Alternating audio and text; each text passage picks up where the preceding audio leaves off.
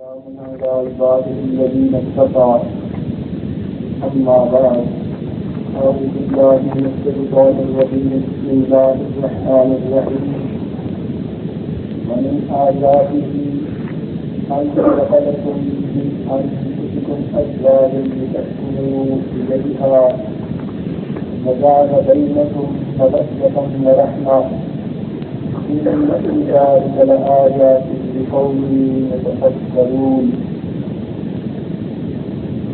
سبحان ربك رب العزة عما يصفون سلام على المرسلين والحمد لله رب العالمين اللهم صل على سيدنا محمد وعلى آل سيدنا محمد وبارك وسلم اللهم صل على سيدنا محمد وعلى آل سيدنا محمد وبارك وسلم اللهم صل على سيدنا محمد وعلى آل سيدنا محمد وبارك وسلم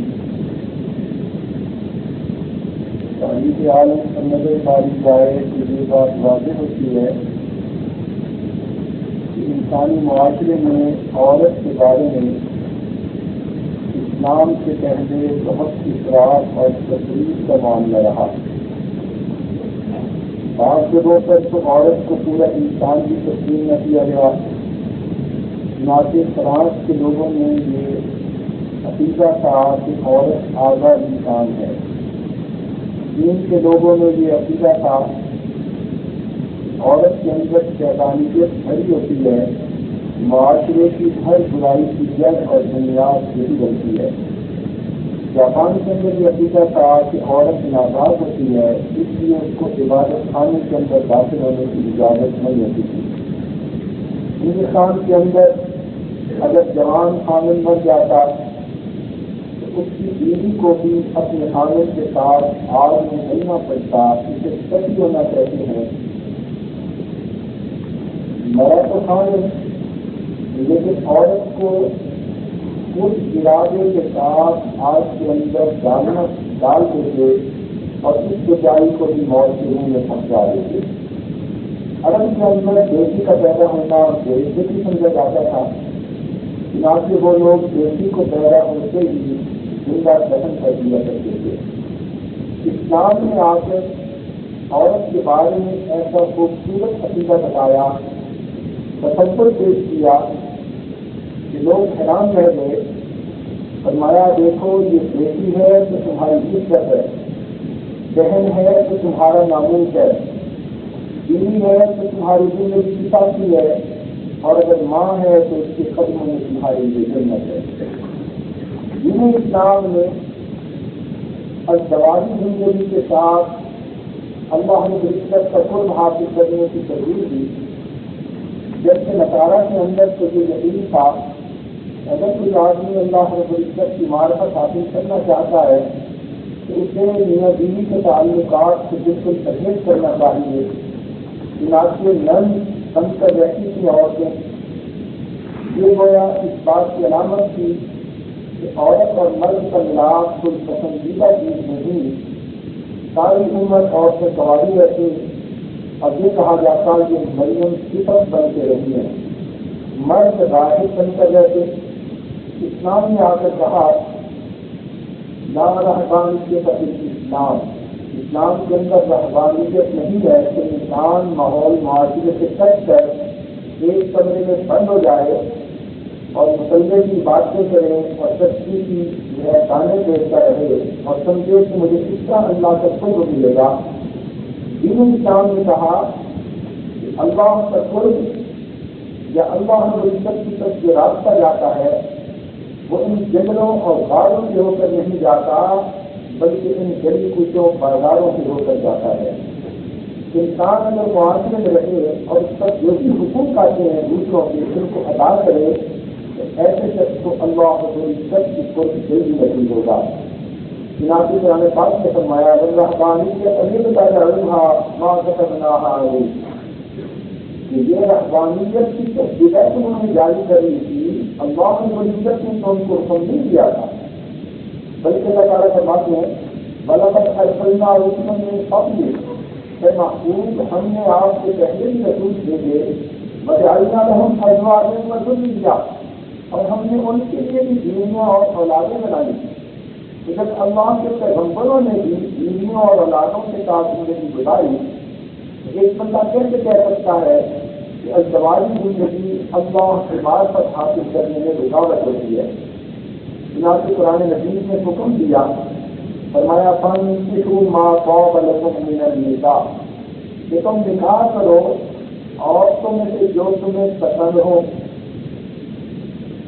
اور نبی علیہ السلام نے فرمایا النکاح من سنتی، نکاح میری سنت ہے.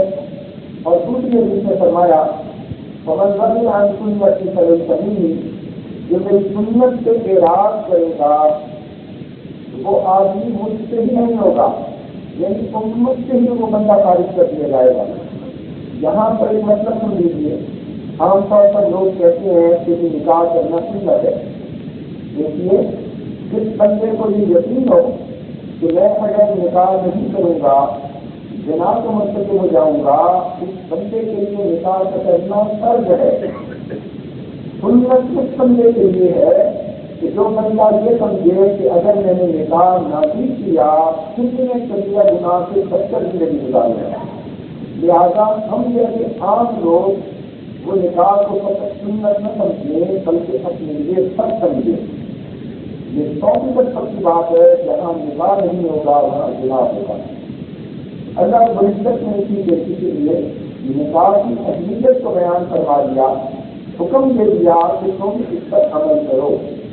چنانچہ حدیث پاک میں آتا ہے کہ 5 چیزیں سنن مستحیل ہیں، یعنی انبیاء کرام کی سنتیں ہیں، سب انبیاء نے اس پر عمل کیا. الحیاء، ایک تو سب انبیاء حیا والے تھے، یعنی 1000 انسان وہ اللہ کو مقرر نہیں بن سکتا. اسی لیے انشاءاللہ آنے والے کل میں اور تم ہمارے بیان کا عنوان بھی دے رہے گا حیا اور پاک دامنی کا اللہ کے یہاں کیا مقام ہے. تو بلکہ آنے والے کل میں اپنی جوان بچیوں کو وہ مضمون ضرور سنائیے تاکہ ان کو پتہ چلے کہ اگر نیک عورت اپنے ناموس کی حفاظت کرے گی، حیاوان زندگی گزارے گی تو اللہ العزت کی طرف سے اس کو کیا انعام ملیں گے. تو پہلی بات کہی الحیاء، ایک تو حیا سب انبیاء کی سنت ہے. والتعطر، دوسرا العطر کا لگانا یعنی خوشبو کا استعمال کرنا. والسواک، اور مسواک کا استعمال کرنا. والنکاح، اور نکاح کرنا. ترمذی شریف کی یہ روایت ہے کہ یہ 5 چیزیں تمام انبیاء کرام کی سنت ہے. نبی علیہ السلام نے حضرت علی عنہ کو فرمایا کہ علی تم 5 چیزوں میں جلدی کرنا. سب سے پہلا یہ کہ جب نماز کا وقت ہو جائے تو نماز کے ادا کرنے میں جلدی کرنا، یعنی اس کو اپنے مستحب وقت پر پڑھ لینا. عام طور پر عورتیں اس میں سستی کر جاتی ہیں، گھر کے کام کاج کی وجہ سے سوچتی رہتی ہیں ابھی پڑھ لیتی ہوں، یہ کام سمیٹ کے پڑھ لیتی ہوں، اور پھر کئی دفعہ کام میں ایسے الجھ جاتی ہیں کہ دل سے بات نکل جاتی ہے تو وقت بے وقت نمازیں پڑھتی ہیں. اصول یہ بنائیں کہ جب نماز کا وقت ہو جائے پہلے نماز پڑھیں پھر بعد میں کوئی کام کریں. تو نبی اسلام نے 5 چیزوں میں جلدی کا حکم دیا. فرمایا نماز میں جلدی کرو. دوسرا فرمایا جب کوئی آدمی فوت ہو جائے تو اس کو دفن کرنے میں جلدی کرو. تیسرا فرمایا کہ جب آدمی پر قرض ہو تو اس کو ادا کرنے میں جلدی کرو.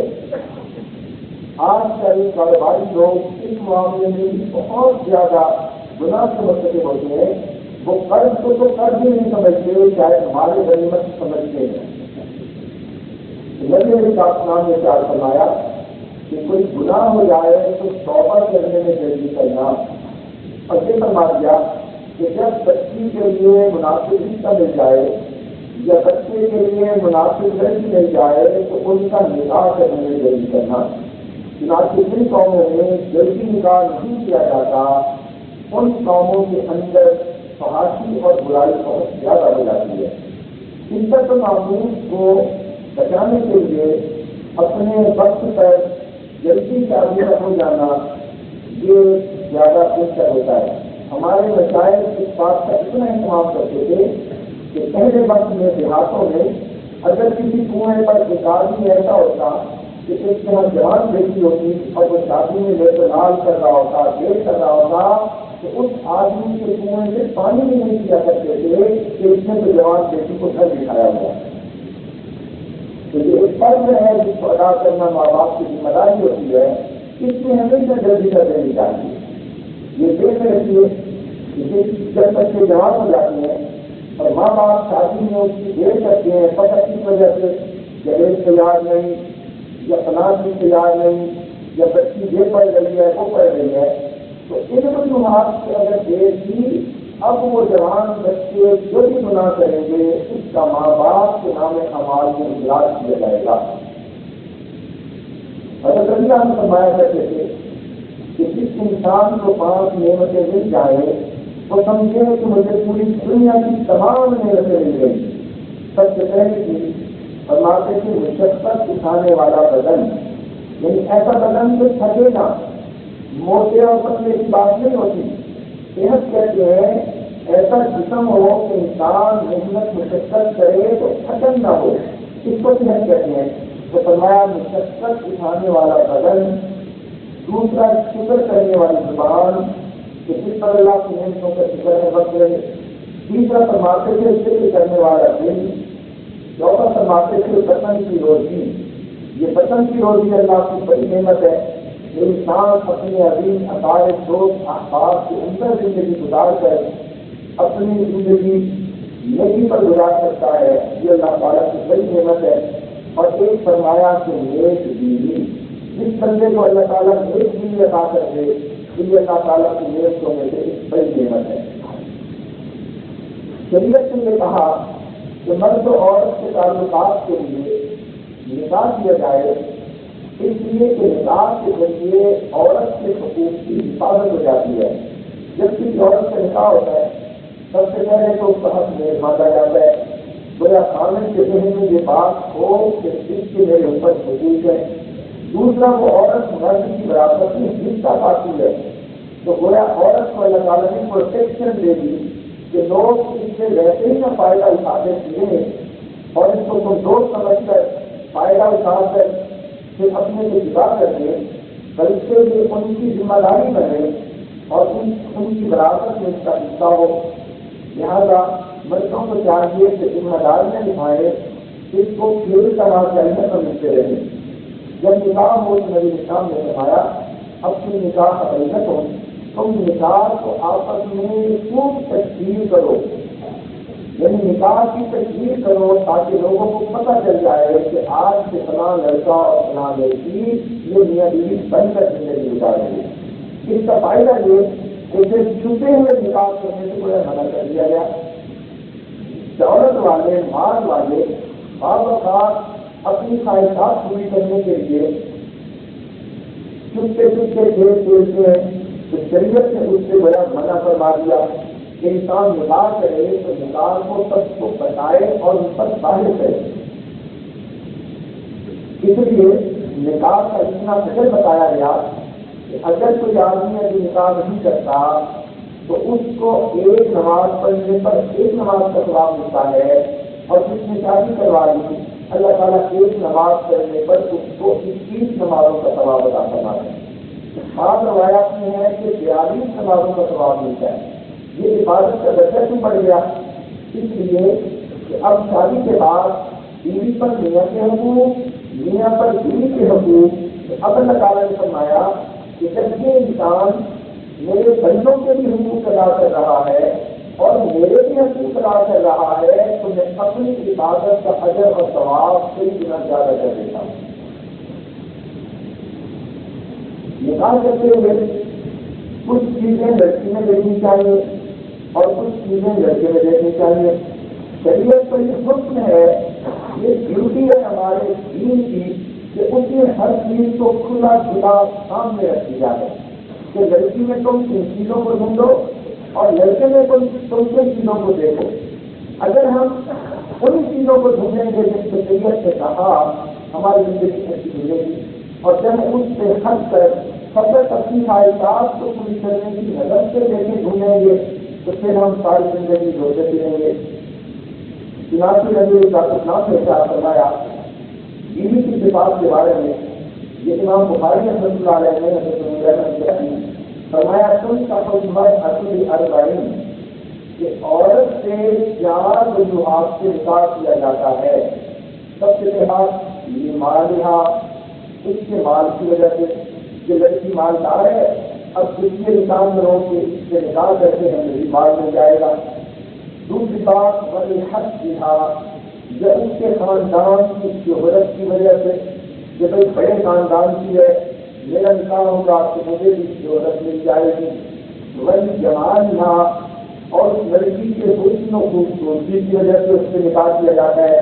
ولدینہا، اور اس لڑکی کی نیکی اور دینداری کی وجہ سے جو ہے نکاح کیا جاتا ہے. تو یہ 4 باتیں ہوئی، مال، نسب، جمال اور اس کا دین. نبی اسلام نے فرمایا فضل بذات الدین خیر الجلال، کہ تیرے ہاتھ مٹی آلود ہو، تو نیکی پا جا دین کو قبول کر کے. یعنی تو دین کو ایک نظر رکھ کے اپنی بیوی کو انتخاب کرے گا تو کوئی ایسے کامیاب ہو جائے گا. ناصر اسلام کے ساتھ فرمایا، مسلم شریف کی روایت ہے، اب دنیا متاع، دنیا متاع ہے، وخیر متاعہا المرأۃ الصالحہ، اور دنیا کی بہترین نعمت وہ نیک بیوی ہے. ایک اور حدیث میں اللہ تعالیٰ کے محبوب نے ارشاد فرمایا مَسْتَفَادَ الْمُؤْمِنُ بَعْدَ تَقْوَى اللَّهِ عَزَّ وَجَلَّ خَيْرٌ لَهُ مِنْ زَوْجَةٍ صَالِحَةٍ، کہ مومن اللہ تعالیٰ کے تقویٰ کے بعد سب سے زیادہ فائدہ حاصل کرتا ہے اپنی نیک بیوی سے. اور پھر نیک بیوی کی صفات بتائی گئی کہ نیک بیوی کی پہچان کیا ہے. نبی اسلام نے فرمایا ان امرہا اطاعتہ، کہ اگر خامد اس کو کسی بات کا حکم دے تو وہ عورت اس کی اطاعت کرے. اور پھر اس کو ذرا دل کے کانوں سے سنیں کہ نیک بیوی کی پہچان نبی اسلام کیا بتا رہے ہیں. کہ اگر کوئی عورت قیامت کے دن نبی اسلام کی شفاعت جاتی ہے، ان کی نظر میں شروع ہونا چاہتی ہے، تو وہ دنیا میں نیک بیوی بن کر رہے. سب سے پہلی بات کیا کہ اگر اس کا خامد اس کو کسی کام کا حکم دے، اب کام سے مراد نیکی کا کام، شریعت کی حدود کے اندر رہتے ہوئے، اس کا یہ مطلب نہیں کہ خامد سے کہ تم بے پردہ کرو تو اس کی یہ بات نہیں مانے.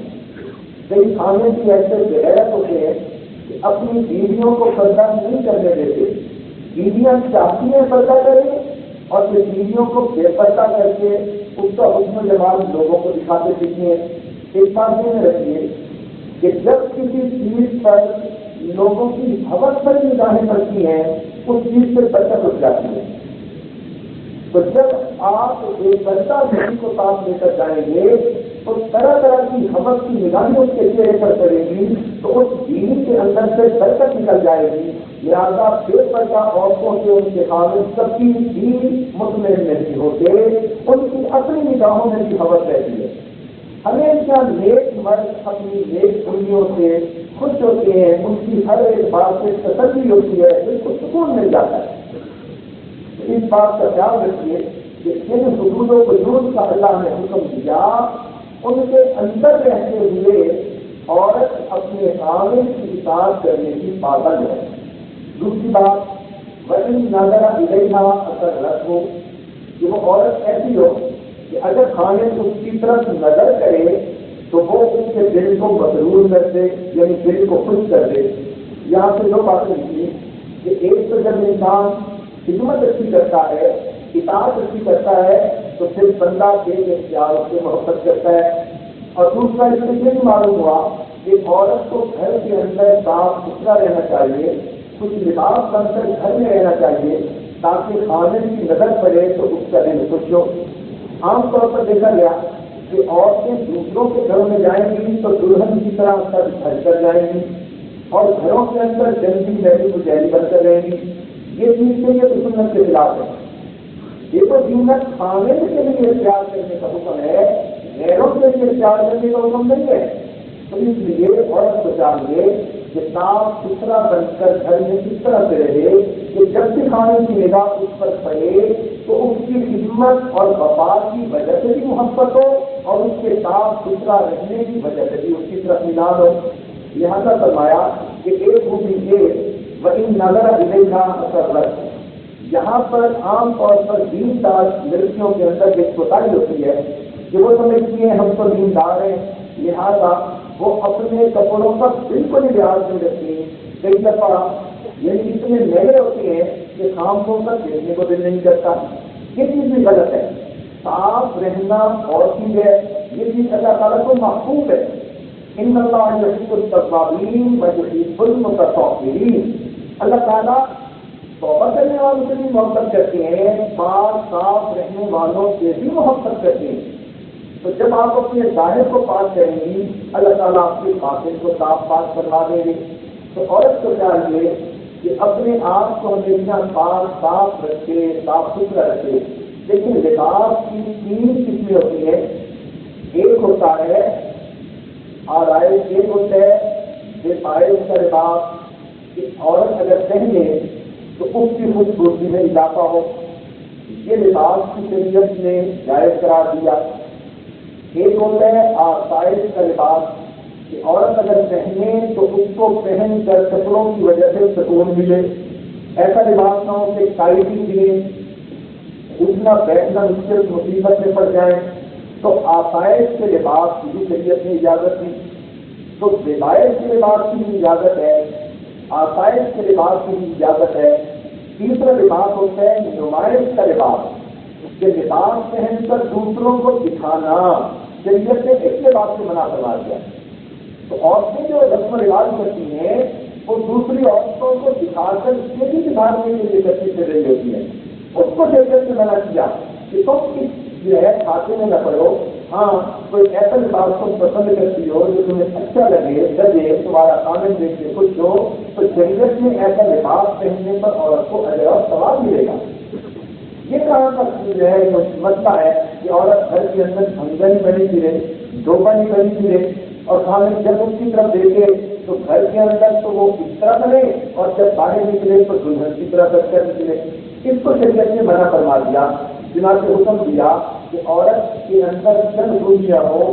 پہلی بات کہ اگر خانے کو اس کو حکم دے تو وہ اس خانے جو اس بات کو پورا کر دے، اور اگر خانے اس کی طرف نظر کرے تو وہ اس کا دل خوش کر دے. اب اس کا یہ مطلب نہیں ہوگا کہ یہ حقوق فقط عورت ہی کے اوپر ہے، وائس برتا بھی ہوگا. خانے کو بھی ایسا چاہیے کہ وہ گھر کے اندر اس طرح بن کر رہے کہ عورت اس کی طرف دیکھے تو عورت کے دل میں محبت کا جذبہ اٹھے. ایسا کھڑا ہوا گھر میں بن کر نہ رہے کہ دوسرے کا دل ہی جلتا رہے. مرد یہ چاہتے ہیں کہ عورت ایسی بن کے رہے مگر خود نہیں سمجھتے کہ ہمیں بھی ایسا بن کے رہنا چاہیے. اب مرد بھی ایسے ہیں کہ اس کے جسم سے پسینے کی بو آتی ہے، کپڑوں سے بو آتی ہے، تو پھر عورت اس کے ساتھ کیسے محبت و پیار کی زندگی گزارے گی؟ تو یہ چیزیں جہاں عورت کے لیے ہیں وہاں مرد بھی سوچیں کہ ہمیں بھی اپنی عورت کے لیے ایسے بن کے رہنا چاہیے کہ اگر مرد صاحب سے گھر آئے عورت کو سکون مل جائے، اس کو یوں محسوس ہو کہ میرے سر کا سایہ آ گیا، میرے عیبوں کو چھانپنے والا، میری محبتوں کا معراج، یعنی میں جس کے ساتھ زندگی بہترین گزار سکتی ہوں وہ ہستی گھر میں آ گئی. چنانچہ عورت کا دل خوش ہو جائے. حامل کو بھی اپنی بیوی کے لیے ایسے بن کے رہنا چاہیے. نبی اسلام نے فرمایا پہلی خوبی کہ اگر خان اپنی بیوی کو حکم دے تو وہ پورا کرے، اگر اس کی طرف دیکھے تو دیکھنے سے دل خوش ہو جائے. وہی اب سما علیہ اگر رکھ دوں، اور اگر وہ قسم کھا کر کوئی بات کرے کہ تم یہ کام ضرور کرو تو وہ خانے کی قسم کو پورا کر دے. وہی غاب عنہا، اور اگر وہ اپنی بیوی سے دور جائے یعنی پردیش جائے، سفر میں جائے، دکان پہ جائے، کاروبار کے لیے جائے، نصحت فی نفسہا و مالہ، تو عورت اس مرد کے مال میں اور اپنے عزت و ناموس میں اس کی حفاظت کرے. تو گویا عورت پر یہ ذمہ داری یہ نہیں ہے کہ جس کا تھا گھر وہ نہیں ہے گھر، اب جو چاہے کر. شریعت نے اسے منع فرما دیا.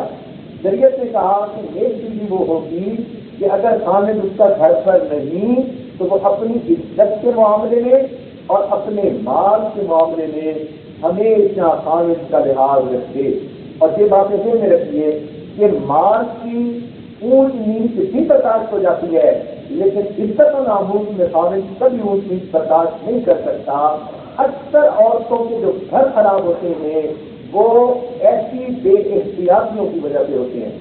اس لیے عورت کو چاہیے اپنی پاک دامنی کا خیال رکھے. اس کی وجہ سے اس کی آخرت بھی اچھی گزرے گی اور دنیا میں بھی اس کی اللہ رب العزت کی عزت رکھیں گے.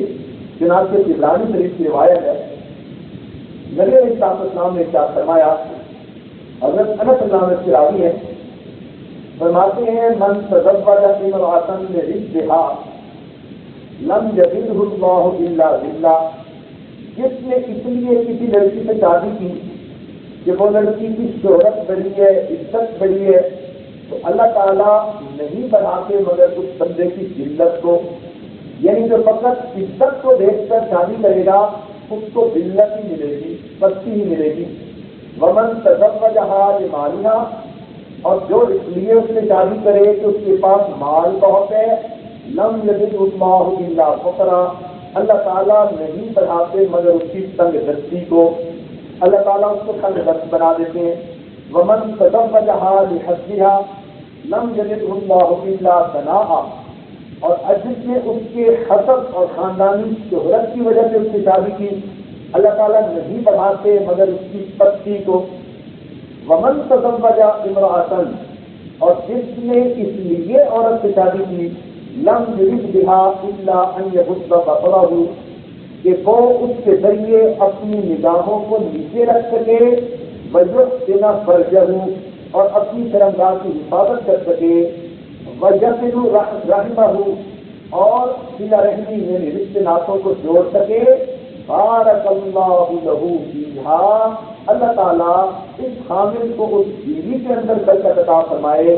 وبارک لہا فیہ، اور اللہ تعالیٰ اس بیوی کو اس خامد میں برکت عطا فرما دے.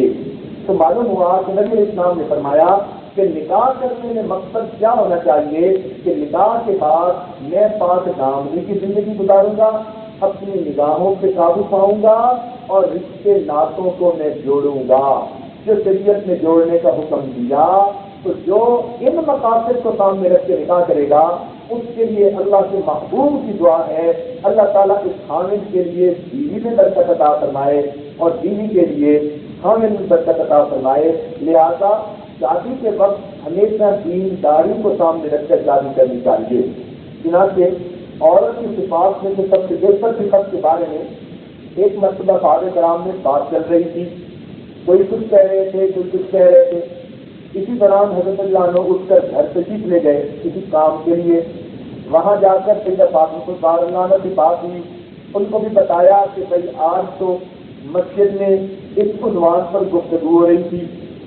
انہوں نے فرمایا کہ میں بتاؤں کہ اللہ تعالیٰ کو سب سے پسندیدہ عورت کون ہے؟ کہا بتائیں. انہوں نے فرمایا کہ اللہ تعالیٰ کو سب سے پسندیدہ عورت وہ ہے جو نہ خود کسی غیر محرم کی طرف دیکھے اور نہ کوئی غیر محرم اس کو دیکھ سکے.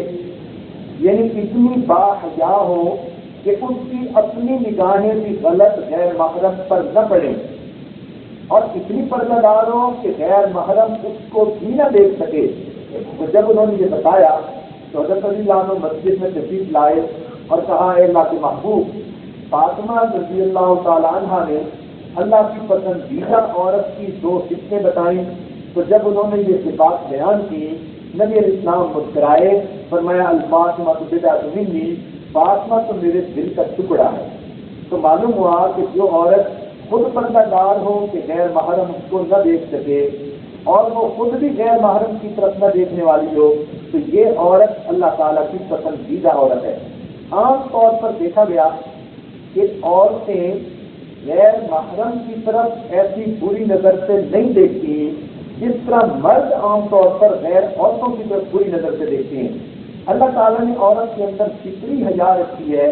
اکثر و بیشتر جو نیک عورتیں ہوتی ہیں، دیندار عورتیں ہوتی ہیں، ان کی نگاہیں پاک ہوتی ہیں، وہ مرد کی طرف بری نظر سے نہیں دیکھتی.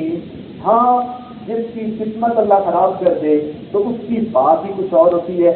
لیکن جنرلی دیکھا یہ گیا کہ عورتوں کے اندر اللہ تعالیٰ نے یہ صفت رکھ دی. حضرت ثانی رحمۃ اللہ علیہ فرماتے ہیں کہ نیک عورتیں، دیندار عورتیں رات کے رات کو ترک ہوتی ہیں.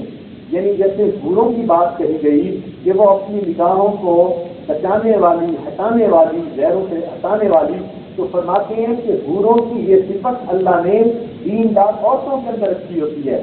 وہ عام طور پر ادھر ادھر نہیں دیکھتی، تاہم ان کو چاہیے کہ وہ اپنے پردے کا بھی خیال کریں. پردے کا خیال کرنا مرد کی ذمہ داری سے پہلے عورت کی اپنی ذمہ داری ہے.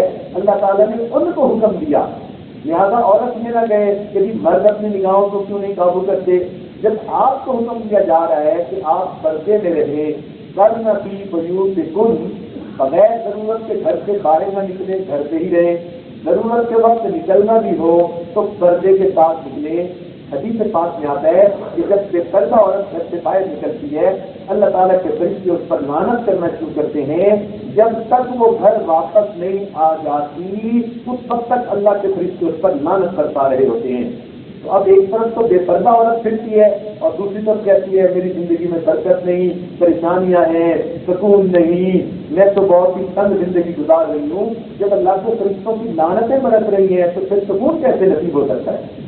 اس لیے ان باتوں کا بہت زیادہ خیال کرنا چاہیے. علماء نے لکھا ہے کہ جو نیک بیوی ہو، اچھی بیوی ہو، نیک بیوی ہو، اس کے اندر 4 صفات ہوا کرتی ہیں.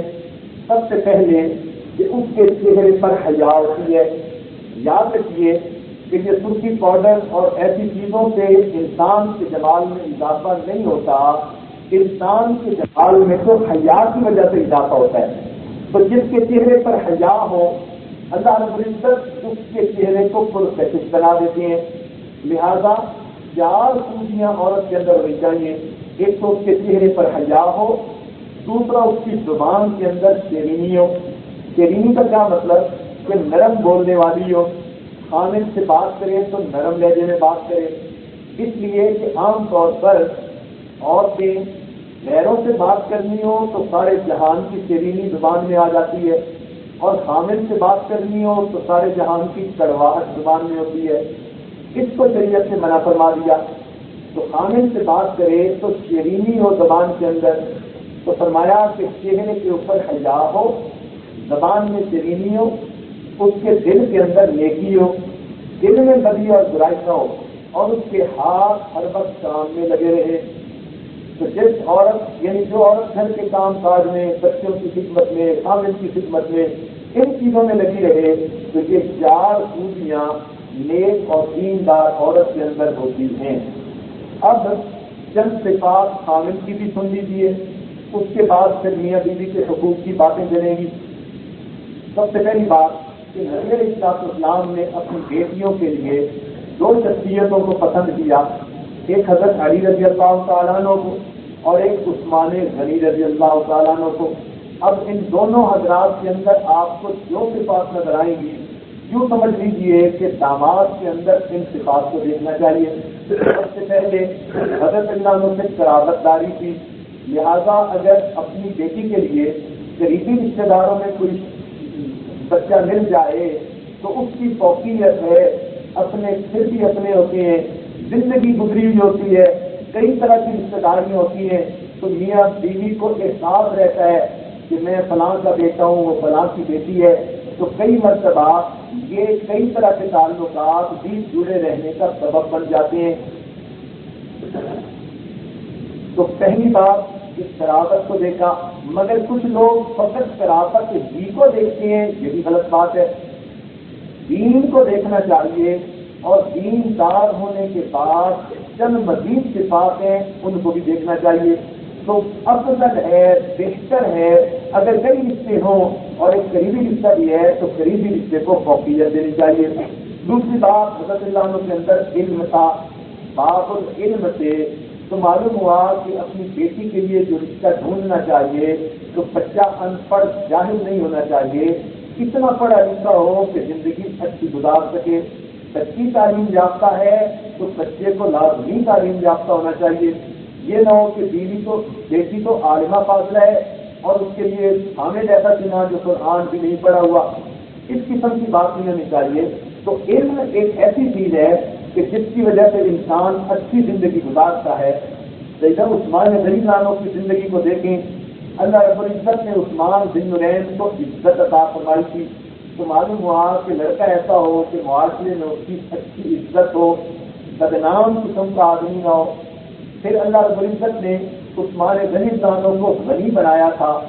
اتنا اللہ تعالیٰ نے ان کو مال دیا تھا جس کو اللہ کے دین کے راستے میں خرچ کرتے تھے. لہذا ایسا لڑکا ہو کہ جس کا رزق کھلا ہو اور بیٹی کی زندگی اچھی گزر سکے, تو یہ چیز بھی نظر کے اندر رہے. پھر عثمان غنی نانوں کو اللہ نے حیا دیا تھا. اتنا حیا دیا تھا کہ فرشتے بھی ان سے حیا کیا کرتے تھے. تو اس لیے داماد کو اس طرح جو ہے نظر سے بھی دیکھنا چاہیے کہ وہ نیکی کی زندگی گزارنے والا ہو, بے حیائیوں کے کام نہ کرنے والا ہو. لہذا چند یہ صفات اگر بیٹی کا رشتہ کرتے ہوئے لڑکے میں دیکھی جائیں گی تو بچی کی زندگی اچھی گزری ہو. دیکھیے حضرت موسیٰ علیہ السلام اللہ رب العزت کے پیغمبر ہیں, مگر ان کی بیوی ان کے ساتھ سفر میں شریک ہے اور وہ اس وقت امید سے تھی, حاملہ تھی, ان کو سردی لگ رہی تھی.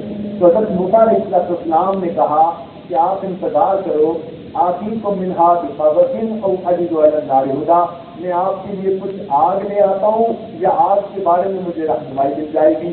تو معلوم ہوا کہ خامد کو ایسا ہونا چاہیے کہ وہ بیوی کی تکلیف کو اپنی تکلیف سمجھے, بیوی کی تکلیف پر وہ چین سکون کی دھمکی نہ بجائے, بلکہ جب بیوی تکلیف میں تھی تو سب کے پیغمبر کی آج ڈھونڈتے پھر رہے ہیں. تو خامد کو چاہیے کہ وہ بیوی کی خوشی اور اس کی خاطر یا بیوی کی پریشانی دور کرنے کی خاطر اگر اس قسم کے کام کرے گا تو اس کو انبیاء کرام کی سنت پر عمل کرنے کا اجر ملے گا. پھر سب سے بڑی بات کہ خامد کے اندر عام طور پر تحمل مزاجی کا ہونا ضروری. اس کی وجہ یہ کہ اللہ تعالیٰ نے گھر کے سیٹ اپ میں خامد کو دوسروں کے اوپر فضیلت عطا فرمائی. چنانچہ فرمایا الرجال قوامون علی النساء, مردوں کو اللہ نے عورتوں کے اوپر قوامت عطا کیا, ان کو فضیلت دی. اب یہ فضیلت دینے کے پیچھے حکمت کیا تھی؟ مفسرین نے لکھا کہ عورت ذرا جذباتی ہوتی ہے, عام طور پر جذبات میں آ کے الٹے سیدھے فیصلے کر بیٹھتی ہے. اس لیے تو طلاق کا حق بھی عام طور پر شوہر کے ہاتھ میں رکھا جاتا ہے. اگر بیوی کے ہاتھ میں ہوتا تو ناشتے میں علیحدہ طلاق ملتی, دوپہر کے کھانے میں دوسری ملتی اور شام کے کھانے میں تیسری مل جاتی. اس لیے شریعت نے مرد کے ذمہ دیا کہ ذرا سوچ سمجھ کر قدم اٹھائے گا, اپنے بچوں کے بارے میں سوچے گا, اپنے مستقبل کے بارے میں سوچے گا. تو قانون سے توقع اس بات کی جاتی ہے کہ اس کے اندر تحمل مزاجی ہو. تحمل مزاجی کہتے ہیں کہ اگر کوئی پرابلم آ جائے تو پھر اسی وقت انسٹنٹینیس ایکشن نہ لے, بلکہ تھوڑا سوچے, سوچ کر سمجھ کر پھر قدم اٹھائے. اس کو تحمل مزاجی کہتے ہیں. تو اس لیے عورت کی طبیعت کے اندر اگر ذرا جلد بازی ہے کہ وہ جلدی جذبات میں غصے میں آ جاتی ہے, تو مرد کو چاہیے کہ وہ تحمل مزاجی کا ثبوت دے. اس کا نتیجہ کیا ہوگا کہ گھر میں خوشی کی زندگی نصیب ہوگی اور میاں بیوی دونوں کامیاب زندگی گزاریں گے. تو شریعت نے دونوں کے حقوق ایک دوسرے پر کر دیے, بیوی کے حقوق میاں پر اور میاں کے حقوق بیوی پر. عام طور پر یہ دیکھا گیا کہ جس محفل میں میاں بیوی کے حقوق دیے جائیں وہاں بیوی اپنے حقوق سنتی ہے کہ خاوند کو میرے کون سے حقوق پورے کرنے چاہیے, اور مرد اپنے حقوق سنتا ہے کہ بیوی کو میرے کون سے حقوق پورے کرنے چاہیے. اور گھر جا کے دونوں بحث کر رہے ہوتے ہیں, تم نے میرا یہ نہیں پورا کیا اور تم نے میرا یہ نہیں پورا کیا. یہ چیز انتہائی غلط ہے. بلکہ خاوند کو چاہیے کہ وہ اپنے حقوق سنے نہ سنے, بیوی کے حقوق سنیں تاکہ ان کو اچھے انداز سے پورا کر سکے, اور بیوی کو چاہیے وہ خاوند کے حقوق سنے تاکہ اس کو اچھے انداز سے پورا کر سکے. ایک بات قرآن پاک میں سے ہے, قرآن عظیم الشان, سنیے اور دل کے کانوں سے سنیے. اللہ تعالیٰ ارشاد فرماتے ہیں وَوَيْلٌ لِّلْمُطَفِّفِينَ, لعن ہے ناپ تول میں کمی بیشی کرنے والوں کے لیے. الذین اذا اکتالوا علی الناس یستوفون, کہ جب وہ لوگوں سے تول کر لیں تو پورا پورا لینے کی کوشش کریں، وَإِذَا قَالُوهُمْ أَوْ وَزَنُوهُمْ يُخْسِرُونَ، اور جب لوگوں کو دینے کا وقت آئے تو پھر ان کے محفوظ میں کمی کریں۔ لوگ سمجھتے ہیں کہ شاید یہ مصفف آدمی دکان پر بیٹھ کر ہوتا ہے ناپ تول میں کمی کرنے والا، نہیں، میزان اللہ رب العزت نے فقط دکان پر ہی نہیں رکھا بلکہ انسانوں کے حقوق میں بھی رکھا۔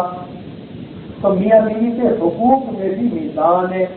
آپ عام طور پر اس بات کو تجربہ کر چکی ہوں گی کہ بیوی یہ تو چاہتی ہے کہ خامد میری ہر خواہش پوری کرے، اور جب خامد کے حقوق پورے کرنے کا وقت آتا ہے تو چاہتی ہے دل آئے گا تو پورے کروں گی، نہیں تو نہیں کروں گی۔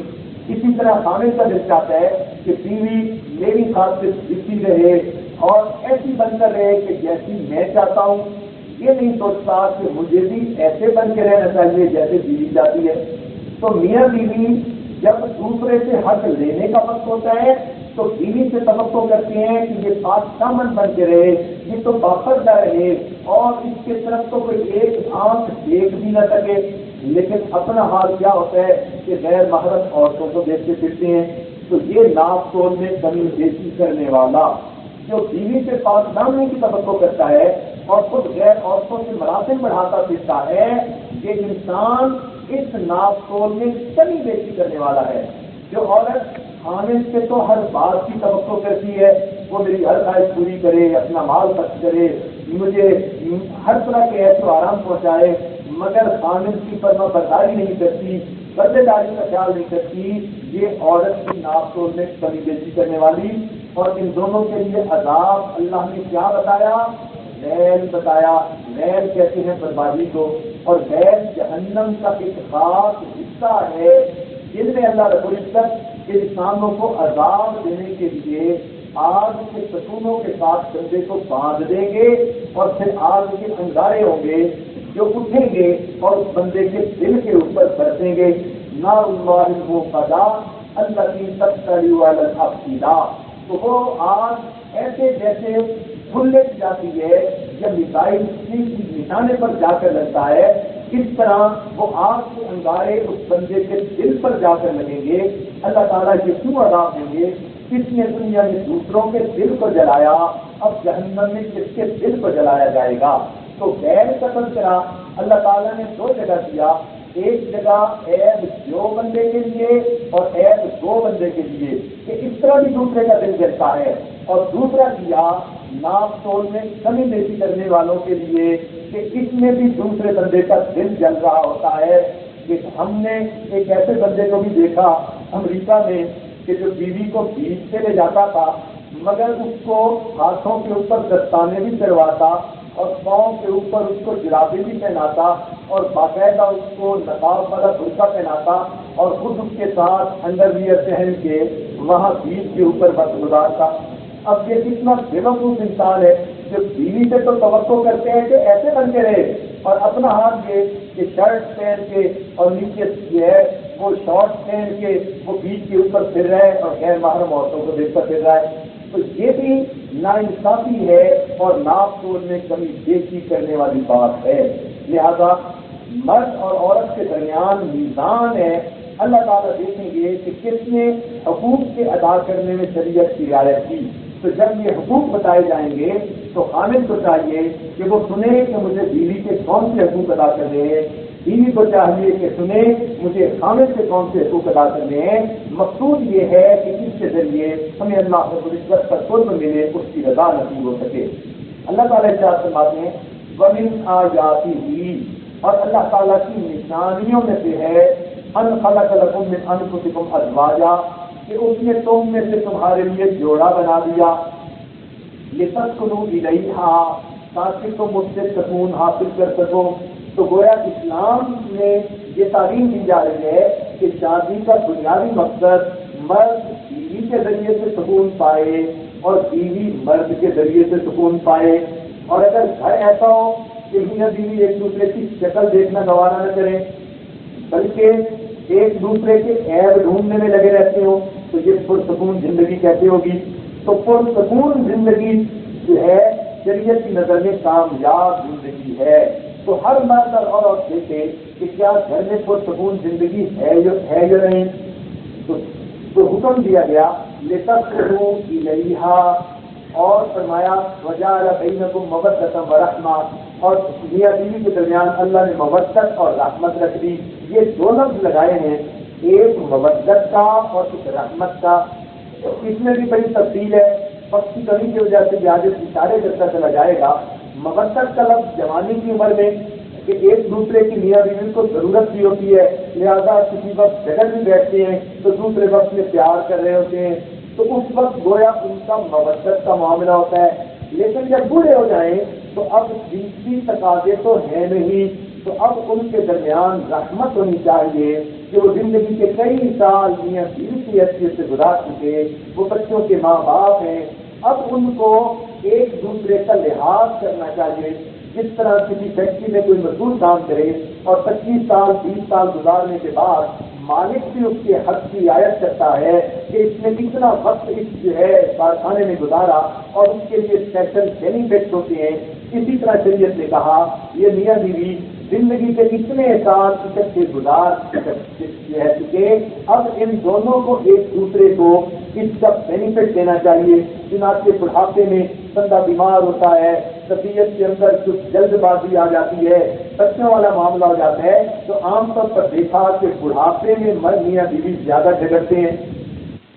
تو میں بولتا تھا، بیوی سنتی تھی، پھر اولاد ہو گئی، اس کے بعد بیوی بولتی تھی اور میں سنتا تھا، پھر ہم دونوں بوڑھے ہو گئے تو ہم دونوں بولتے تھے، محلے والے سنتے تھے۔ تو عام طور پر بڑھاپے میں میاں بیوی کے جھگڑے زیادہ ہوتے ہیں۔ شریعت نے کہا کہ ان کو رحمت کا خیال رکھنا چاہیے اور ایک دوسرے کے ساتھ درگزر کا معاملہ کرنا چاہیے، اس کی صحت کا، بیماری کا، عمر کا لحاظ رکھے اور یہ سوچے کہ اس نے زندگی کی جوانی میرے لیے گزار دی، اب یہ جو ہے عورت میرے لیے قابل قدر ہے۔ بیوی سوچے اس مرد نے اپنی جوانی میرے ساتھ گزار دی، اب اس بڑھاپے میں میں اس کو کیا تکلیف دوں، لہذا دونوں ایک دوسرے کا لحاظ کریں۔ تو اس کو رحمت کے ساتھ شریعت نے تعبیر دیا۔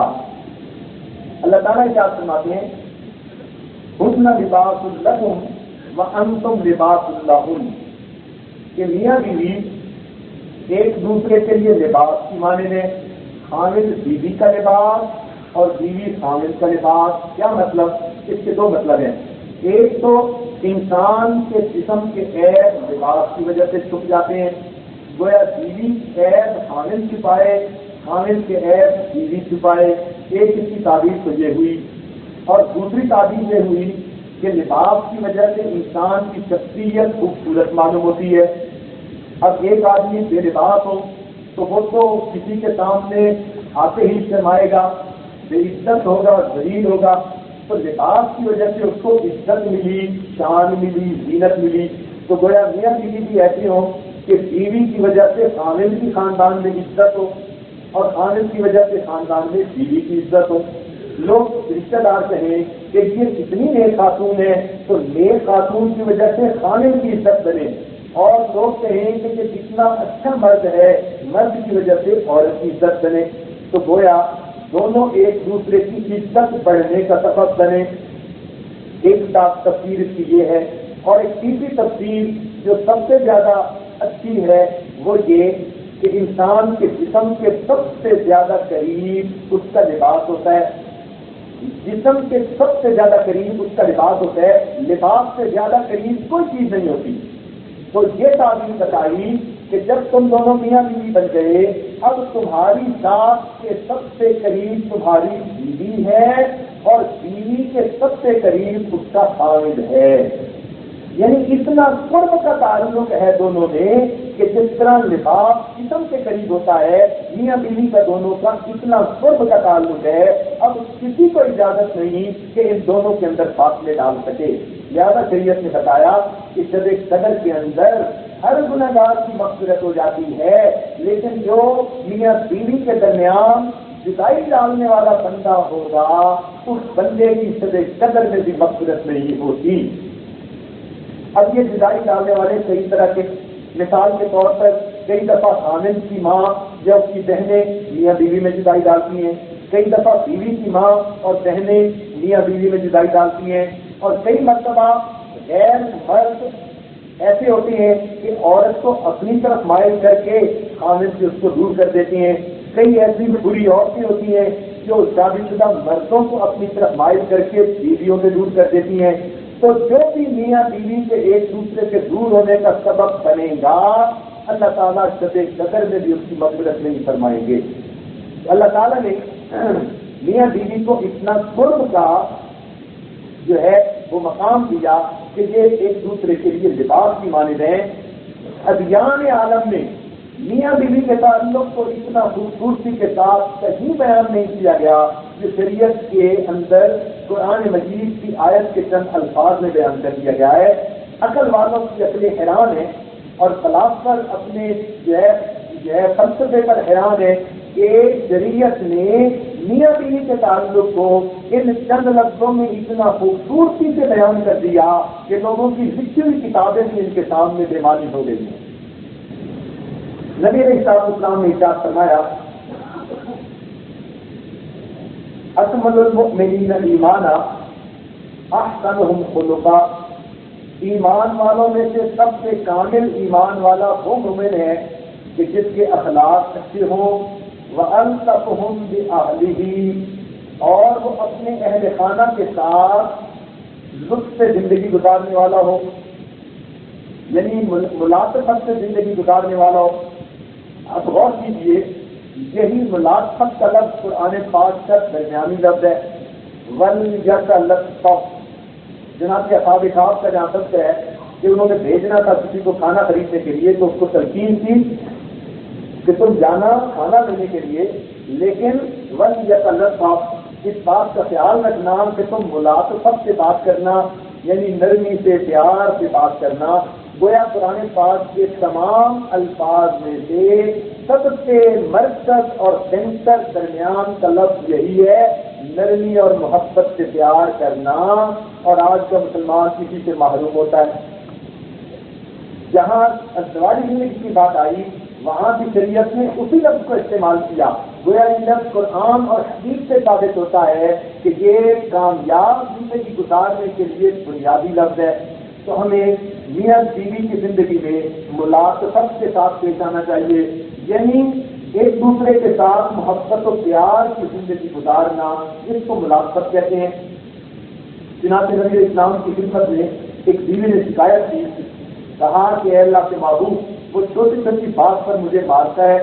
نبی اسلام نے فرمایا، یذل احدکم یضرب امرأتہ، کہ اس کا چہرہ سیاہ ہو کہ وہ اپنی بیوی کو مارتا ہے، ضرب العبد، ایک غلام کی طرح، ثم یذل ثم یذل، پھر اس کا چہرہ سیاہ ہو، یعانقھا ولا یستحیی، کہ دوسرے وقت میں اسی سے بغل گیر ہوتا ہے اور اس کو شرم بھی نہیں آتی۔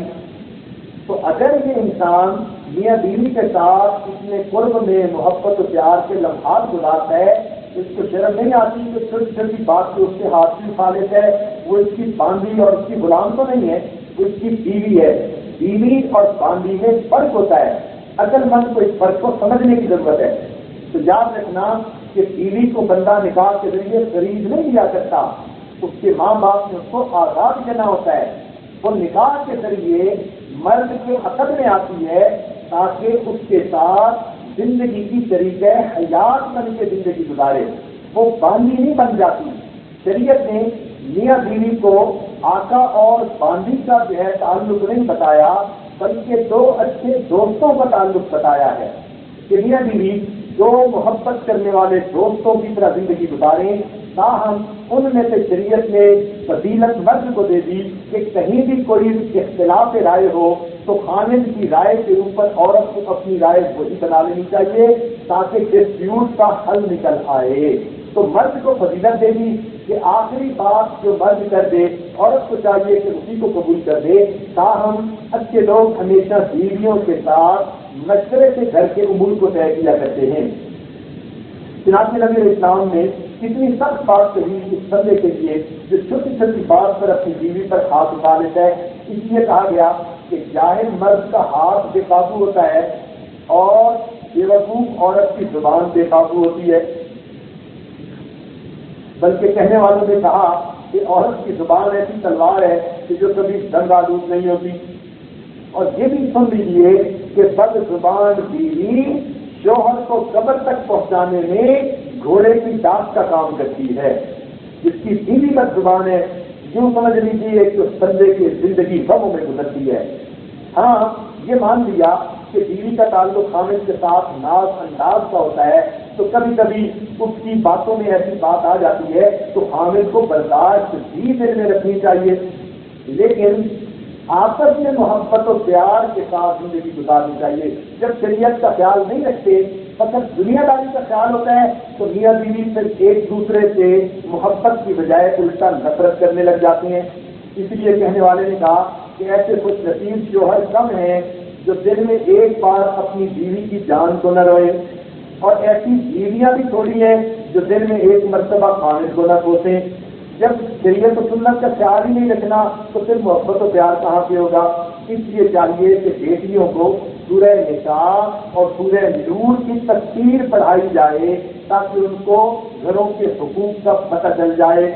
مردوں کو بھی پڑھنی چاہیے تاکہ ان کو بھی حقوق کا پتہ چل جائے۔ شریعت نے عورت کو مرد کے حقوق بتائے، سنیے اور ذرا دل کے کانوں سے سنیے۔ پہلا حق تو یہ کہ الرجال قوامون علی النساء، کہ اللہ رب العزت نے عورتوں پر مردوں کو قوام عطا فرمایا، لہذا اگر گھر میں کوئی بھی مسئلہ ہے اور 2-3 رائے بن رہی ہیں تو عورت نے شریعت کو حکم دیا کہ تم خامن کی رائے میں اپنی رائے کو ختم کر دو۔ تو اگر خامن کی رائے کو قبول کر لو گی تو گویا تم نے قرآن کی اس آیت کو قبول کر لیا۔ جہاں تک نبی اسلام نے فرمایا اگر سجدہ کرنے کی اجازت غیر اللہ کو ہوتی تو میں بیوی کو حکم دیتا کہ وہ خامن کو سجدہ کرے۔ اسی طرح یہ بھی عورت کے لیے ضروری ہے کہ وہ اگر گھر سے باہر نکلنا چاہے تو مرد کی اجازت کے بغیر نہ نکلے، اور نہ اپنے گھر میں مرد کی اجازت کے بغیر کسی کو آنے دے، مال اور عزت میں خیانت نہ کرے، اس لیے کہ اس سے اللہ رب العزت اس سے ناراض ہوں گے۔ اولاد کی اچھی تربیت کرنا یہ بھی عورت کی ذمہ داری، کیونکہ بچے ماں کے ساتھ زیادہ وقت گزارتے ہیں، اسی لیے ماں بچپن میں ہی ان بچوں کی تربیت کرے گی تو یہ بڑے ہو کر نیک بنیں گے۔ بچے کی مثال مولٹن میٹل کی ہوتی ہے، اس کو جس فریم کے اندر آپ ڈال دیں بچے وہی شکل قبول کر لیں گے۔ تو ماں اگر بچپن سے ان کو نیکی سکھائے گی تو بچے نیک بن جائیں گے، اور اگر اس نے بچپن میں محبت کی وجہ سے اس کو روک ٹوک نہ کی تو بڑے ہو کر یہ کسی کی بھی بات نہیں سنے گا۔ یاد رکھیے کہ بچپن کی کوتاہیاں بچپن میں بھی انسان سے زائل نہیں ہوتی۔ جو برائیاں بچپن میں بچہ سیکھ لیتا ہے وہ پھر بچپن کی عمر میں جا کے بھی اس کو نہیں چھوڑا کرتا۔ اس لیے بچپن میں تربیت کا اچھا ہونا یہ انتہائی ضروری۔ یہ اولاد کی تربیت مستقل ایک عنوان ہے، زندگی رہی تو اس عنوان کے اوپر مستقل ایک بیان ہوگا کہ عورتیں یا خامد بچوں کی تربیت میں کن چیزوں کا خیال رکھیں تاکہ اولاد نیک بنے۔ حدیث پاک میں فرمایا گیا جو عورت فرائض کو پورے کرنے والی ہو، یعنی روزہ نماز کرنے والی ہو، پردے کا لحاظ رکھنے والی ہو، اور اس حالت میں مرے کہ اس کا خامد اس سے خوش ہو، اللہ رب العزت اس کے لیے جنت کا دروازہ کھول دیتے ہیں۔ اس لیے عورت کو چاہیے کہ اپنی اندر نیکی پیدا کرے۔ خوبصورت عورت کو دیکھنے سے آنکھ خوش ہوتی ہے، مگر خوبصورت عورت کو دیکھنے سے دل خوش ہوتا ہے۔ ایک حدیث پاک یہ بھی فرمایا گیا کہ جس عورت کا خامد اس سے ناراض سوئے تو صبح کے ہونے تک اللہ کے فرشتے اس پر لعنت کرتے رہتے ہیں۔ شریعت نے کہا کہ اگر میاں بیوی میں ڈسپیوٹ ہو بھی جائے تو عورت کو انیشیٹو لے لینا چاہیے کہ وہ خامد کو منا لے۔ یہ بھی بات ذہن میں رکھیے گا، کئی عورتیں ضد کر جاتی ہیں کہ نہیں خامد ہی ہمیں منائے گا۔ شریعت کو سامنے رکھ کر ضد چھوڑ دے گی تو اللہ رب العزت کی رضا پائے گی، ورنہ آپ ضد پوری کر کے دل تو راضی کر لیں گی مگر اللہ رب العزت کا آپ پر غصہ ہوگا۔ تو شریعت نے کہا کہ اگر خاوند بغیر وجہ سے بھی بیوی سے ناراضگی کا اظہار کرے تو بیوی کو چاہیے کہ پھر بھی اپنے خاوند کو منا لے. وہ اپنے خاوند کو جب منا لے گی یوں سمجھے کہ گویا اس کے بدلے اس نے اپنے پروردگار کی رضا حاصل کر لی. سبحان اللہ. تو اس سے سوچیے کہ شریعت نے عورت کو مرد کے ساتھ محبت و پیار کی زندگی گزارنے کی کیسی تعلیم دی. تو یہ حقوق تو مرد کے تھے عورت کے اوپر. اب ذرا عورتوں کے بھی حقوق سن لیجیے کہ خاوند کے اوپر حقوق کیا ہیں. مرد حضرات ذرا کان کھول کر ان حقوق کو سنیں. ان کو یہ حدیث تو یاد ہوتی ہے کہ عورت کو سجدے کا حکم ہوتا، اور یہ یاد نہیں ہوتی کہ اللہ نے ہمیں حکم کیا دیا کہ ہم بیویوں کے حقوق کیسے ادا کریں. لہذا بیوی کے نام نفقے کا بوجھ اللہ نے خاوند کے اوپر دیا.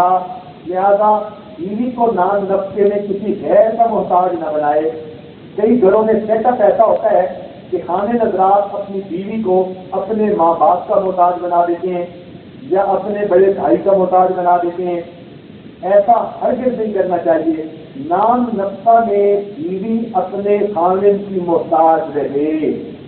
ہاں خدمت ان کی کرے ماں باپ کی حیثیت سے، دوسروں کے ساتھ اچھے رشتے داری کا تعلق رکھے، مگر اپنی بیوی کو دوسروں کی باندھی نہ بنائے. ہم نے تو یہ دیکھا کہ کئی مرتبہ بیوی کو اتنا ذلیل کر دیتے ہیں کہ گھر کے کسی تیسرے بندے کی بھی اس نے کوئی کپڑے استری نہیں کیے تو اس پر بھی طلاق کی دھمکیاں دے دیتے ہیں. یہ انتہائی جاہل قسم کے خاوند ہوتے ہیں جن کو شریعت و سنت کا پتہ ہی نہیں ہوتا. تو شریعت نے کہا نام نفقہ کے معاملہ میں بیوی کا حق ادا کرنا یہ خاوند کی ذمہ داری ہے. چنانچہ اس کو پیسے چاہیے، ضرورت کے لیے چیز چاہیے، وہ اپنے خاوند سے مانگے. ایک دفعہ نہیں، بے شک 10 دفعہ مانگے، مگر کسی تیسرے کا محتاج بنا کر نہ رکھے. محبت کی وجہ سے وہ کسی تیسرے کو وہ مقام دے دے کہ وہ ماں باپ ہے تو اور بات ہے، لیکن شریعت نے حقوق بتلا دیے. لہذا نام نفقے کے معاملے میں بوجھ خاوند کے اوپر ہے، اس کو خرچہ دے. یہاں ایک فقہ کا مسئلہ سن لینا چاہیے. ایک تو ہے گھر کی گروسری کا خرچہ، گھر کی عام ضروریات کا خرچہ، یہ علیحدہ چیز ہے. شریعت نے یہ حکم دیا کہ خاوند کو چاہیے کہ وہ اپنی بیوی کا ماہانہ خرچہ اپنی حیثیت کے حساب سے کچھ متعین کر دے. وہ ہر مہینے اپنی بیوی کو دے کر بھول جائے. سنیے اور دل کے کانوں سے سنیے، شریعت کا حکم ذمہ داری کے ساتھ کر رہا ہوں. فقہاء نے یہ مسئلہ لکھا ہے ہر بندہ اپنی حیثیت کے مطابق بیوی کا جیب خرچ متعین کر دے. ہر مہینے وہ جیب خرچ دے کر پھر بھول جائے، اس کا حساب نہ مانگے نہ پوچھے. عورت کو اختیار ہے کہ وہ چاہے تو اپنے کپڑے ڈیوٹی میں اس کو لگا دے، عورت چاہے تو اپنے بچوں پہ لگا دے، عورت چاہے تو کچھ برا باب کو دے دے. عورت کا بھی تو دل ہے کہ میں اللہ کے راستے میں خرچ کروں. ممکن ہے وہ اپنی کسی غریب جو ہے عورت کی جو ہے امداد کرنا چاہتی ہو، کوئی دکھی عورت اس کے علم میں ہو، وہ اس عورت کو کچھ دینا چاہتی ہو، وہ اللہ کے راستے میں خرچ کرنا چاہتی ہو، تو عورت کو پھر اختیار ہے کہ وہ اپنے پیسے وہ جو جیب خرچ کے ہیں اس کو اپنی مرضی سے اختیار کرے. آج کیونکہ جیب خرچ متعین نہیں کیا جاتا، لہذا گھر کے خرچے کو عورتیں جیب خرچی سمجھ لیتی ہیں. پھر شامل جھگڑے کرتے ہیں کہ تم نے یہ پیسے کدھر کیے، یہ کدھر کیے. تو بہتر ہے کہ ہم اپنی زندگی کو شریعت و سنت کے مطابق گزاریں. شریعت یہ نہیں کہتی کہ خاوند اتنا بوجھ ڈال لے کہ اٹھا نہ سکے. ہاں جتنا آسانی سہولت سے وہ دے سکتا ہے بیوی کا خرچ متعین کر دیا جائے. یہ اس کی ذاتی ضرورت کے لیے. ممکن ہے وہ اپنے باڈی کے لیے، جسم کے لیے، کپڑوں کے لیے کچھ چیزیں خریدنا چاہے تو چھوٹی چھوٹی بات میں خاوند کی محنتیں تو نہ کرنی پڑے. تو شریعت نے عورت کی عزت کا خیال رکھا کہ اس کی ذاتی ضروریات کے لیے کچھ نہ کچھ اس کو مل جائے، تاکہ اپنی ذاتی ضرورت میں وہ ہر وقت غیر کی محتاج نہ رہے، ہر وقت فقیروں کی طرح ہاتھ نہ پھیلاتی پھرے. دوسری بات کہ خاوند کی ذمہ داری ہے اپنی بیوی کو سچ چھپانے کی جگہ دے. مثال کے طور پر ایک ایسا کمرہ جس میں عورت اپنا سامان رکھ سکے، اور اپنے خامد کے ساتھ اپنا وقت گزار سکے، ایسا کمرہ بنا کر دینا یا ایسی جگہ بنا کر دینا، یہ خامد کے اوپر لازم ہے. یہ لازم ہے کہ خامد اس کو ایسی جگہ بنا کر دے. اور اگر اللہ نے خامد کو زیادہ دیا تو بیوی کو مکان بنا کر دینا یہ خامد کی ذمہ داری ہے. ہمارا یہ تجربہ ہے کہ شریعت کے حکم میں اتنا حکم ہے کہ اگر ماں باپ کے ساتھ کوئی اپنا گھر لے لیا جائے تو جو نظر آتا ہے کہ جیسے بھی ماں باپ سے علیحدہ ہو گئے مگر محبتیں سلامت رہتی ہیں اور زیادہ دیر تک ایک دوسرے کے ساتھ پیار رہتا ہے. ایک ہی گھر میں رہ کر کئی مرتبہ دلوں میں نفرتیں آ جاتی ہیں. اس لیے شریعت نے حکم دیا کہ تم اپنی بیوی کو سر چھپانے کی جگہ دے دو. ہم نے تو کئی جگہ دیکھا کہ نکاح خامد سے ہوتا ہے اور حکم ساس سے چل رہا ہوتا ہے یا سسر کا چل رہا ہوتا ہے. اب وہ بوڑھے بندے کیا سمجھیں کہ نوجوانوں کی ضروریات کیا ہیں؟ وہ اپنا حکم چلاتے ہیں، میاں بیوی کے تعلق کو نہیں دیکھتے. بلکہ ہم نے تو کئی جگہ ایسا دیکھا کہ ساس جب دیکھتی ہے کہ خامد بیوی کا زیادہ خیال کرتا ہے تو خامد کو بیوی سے متنفر کرنا شروع کر دیتی ہے کہ یہ ہم سے نہ ٹوٹ جائے. ایسی عورت سر جردے کی جاہلہ ہوتی ہے. وہ سمجھتی نہیں کہ شریعت نے حکم کیا دیا. ماں کو تو خوش ہونا چاہیے کہ میرا بیٹا اپنی بیوی کے ساتھ اچھی زندگی گزار ہے.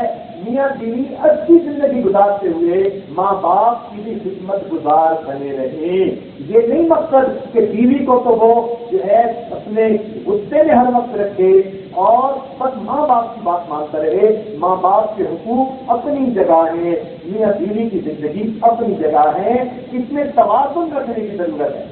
عام طور پر دیکھا جس لڑکی کو خود پسند کر کے اپنی بہو بناتی ہے جس لمحے وہ گھر آتی ہے اسی میں کیڑے نکالنے شروع کر دیتی ہے. کہتی ہیں جی بہو اچھی نہیں. عجیب بات ہے کہ عام طور پر عورتیں کہتی ہیں کہ جب میں بہو تھی تو ساس اچھی نہ ملی، جب میں بہو تھی تو ساس اچھی نہ ملی، اور جب میں ساس بنی تو بہو اچھی نہ ملی. تو اس کا مطلب ہے آپ ہی بڑی اچھی ہو. تو اس لیے ماں باپ کو چاہیے کہ وہ بچوں کو خوش دیکھ کر خوش ہوں. یہ نہ ہو کہ میاں بیوی کو آپس میں ایک دوسرے کی طرح بھڑکانا شروع کریں، چھوٹی چھوٹی باتوں کا حلوہ بنانا شروع کر دیں. تو شریعت نے اس بات کو منع کیا. میاں بیوی کو چاہیے کہ ایک دوسرے کے معاملے میں غصے کو پیچھے رکھیں، تحمل مزاجی کا ثبوت دیں. اللہ تعالیٰ فرماتے ہیں والقادمین الغیظ کہ ایمان والوں کی محسن نیکوکاروں کی علامات یہ ہیں وہ غصے کو پی جانے والے ہوتے ہیں، والعافین عن الناس انسانوں کو معاف کر دینے والے ہوتے ہیں، واللہ یحب المحسنین اللہ تعالیٰ ایسے نیکوکاروں سے محبت کرواتے ہیں. لہذا جو انسان دنیا میں دوسروں کے ساتھ نرمی کرے گا اللہ تعالیٰ قیامت کے دن اس کے ساتھ نرمی کریں گے، اور جو اپنے ماتحتوں کے ساتھ سختی کرے گا اللہ تعالیٰ قیامت کے دن اس کے ساتھ سختی فرمائیں گے. جناب کی فضانی شریف کی ایک روایت ہے کہ جو آدمی دنیا میں دوسروں کی غلطیوں کو جلدی معاف کرنے والا ہوگا اللہ تعالیٰ قیامت کے دن اس کی غلطیوں کو جلدی معاف فرما دیں گے. ایک روایت میں آتا ہے کہ جس نے کسی مومن کا دل خوش کیا اللہ تعالیٰ اس خوشی سے ایک فرشتے کو پیدا فرماتے ہیں اور وہ فرشتہ قیامت تک اللہ کا ذکر کرتا رہتا ہے اور اس ذکر کا ثواب اس بندے کے نام اعمال میں لکھا جاتا ہے. تو جب عام مومن کا دل خوش کرنے پر اتنا جائے تو جو خامد اپنی بیوی کا دل خوش رکھے گا تو اللہ تعالیٰ کی طرف سے اس کو کتنا اجر ملے گا. لہذا پیار کے ذریعے جس بندے نے بیوی کا دل نہ جیتا وہ تلوار کے ذریعے بھی بیوی کا دل نہیں جیت سکتا. اس بات کو دلوں پر لکھ لیجیے کہ جو خامد پیار کے ذریعے اپنی بیوی کا دل نہ جیت سکا وہ تلوار کے ذریعے بھی بیوی کا دل نہیں جیت سکتا. اس لیے محبت و پیار کی بنیاد ہو تو پھر انسان کی ازدواجی زندگی کامیاب ہوتی ہے.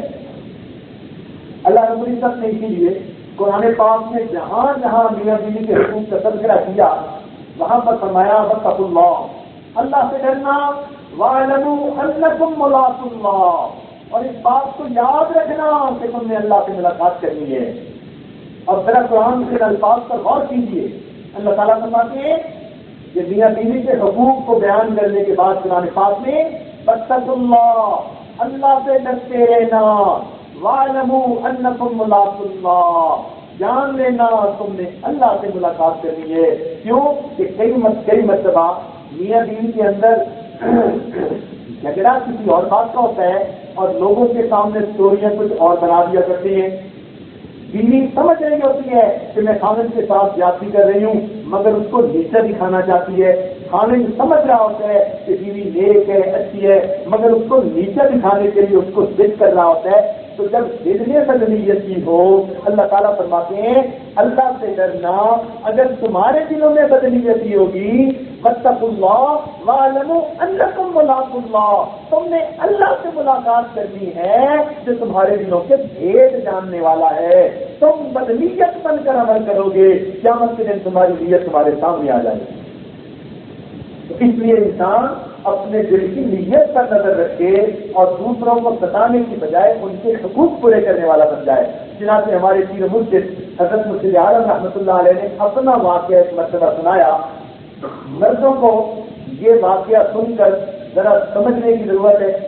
فرمانے لگے بوڑھے تھے، یعنی 90 سال کی عمر ہو گئی تھی، تو اپنی وفات سے کچھ وقت پہلے کا بات ہے۔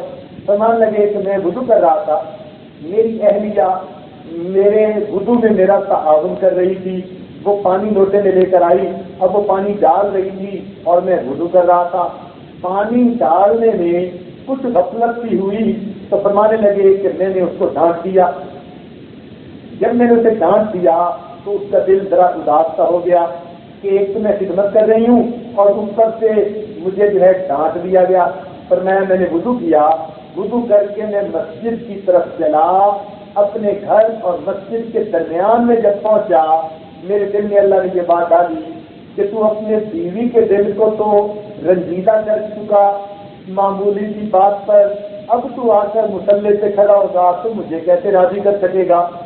فرماتے ہیں میں وہیں اپنے گھر واپس گیا، اپنی بیوی سے معافی مانگی اور اس کے چہرے پر میں نے خوشی کے آثار دیکھے اور میں نے واپس آ کر نماز پڑھی۔ اللہ نے الہام فرما دیا میرے پیارے میں اس عمل کی وجہ سے کچھ پہ راضی ہو گیا۔ حضرت ثانی رحمۃ اللہ علیہ نے واقعہ لکھا ہے کہ ایک آدمی کی بیوی سے غلطی ہو گئی تو اس نے اس کو اللہ کی بندی سمجھ کے معاف کر دیا۔ جب یہ آدمی فوت ہوا، خواب سے کسی کو نظر آیا، اس نے پوچھا کہ کیا بنا؟ کہنے لگا باقی عمل تو کسی کام سے نہ نکلے، بس ایک عمل اللہ کو پسند آیا۔ فرمایا کہ تو نے ایک موقع پر بیوی کو میری بندی سمجھ کے معاف کر دیا تھا، چل آج میں نے بھی تجھے اپنا بندہ سمجھ کے معاف کر دیا۔ تو اگر ہم بیوی کی غلطی کوتاہیوں سے درگزر کریں گے، اللہ تعالیٰ اس کے بدلے ہماری کوتاہیوں سے درگزر فرمائیں گے۔ اس کا یہ مطلب نہیں ہے اب اصلاح کی در میں باتیں ہی نہ کرو، یہ مطلب ہی نہیں ہے کہ اب بیوی جو ہے وہ ڈش لگواتی ہے، کیبل لگواتی ہے اور بدماشیاں کرتی ہے، اب اس کو کچھ کہنے سے رک جاؤ۔ نہ، شریعت کی حدود کے اندر تو اس میں رہنا ہی ہے، حدود کے اندر رہتے ہوئے اس کو ستانا نہیں، محبت و پیار کی زندگی گزارنی ہے۔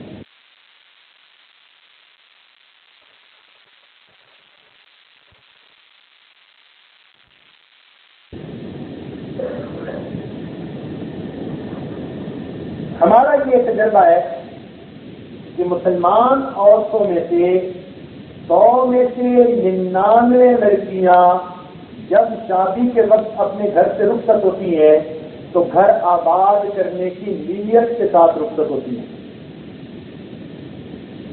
مسلمان بچیوں میں سے 100 میں سے 99 بچیاں جب ان کی رخصتی ہوتی ہے دلہن بنے ہوئے تو وہ اس نیت کے ساتھ گھر سے رخصت ہوتی ہیں کہ میں نے اپنے اگلے گھر کو آباد کرنا ہے۔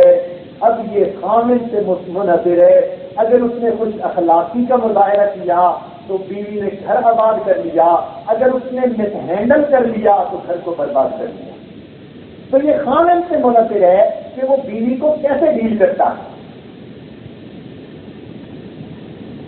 ہم نے تو اسی لیے نیک بیویوں کی تو ہمیشہ یہ خواہش ہوتی ہے میت گر نہ ہو تیری تو گھبراؤ گلستہ میں، میت گر نہ ہو تیری تو گھبراؤ گلستہ میں، رہے تو ساتھ تو صحرا میں گلشن کا مزہ پاؤں۔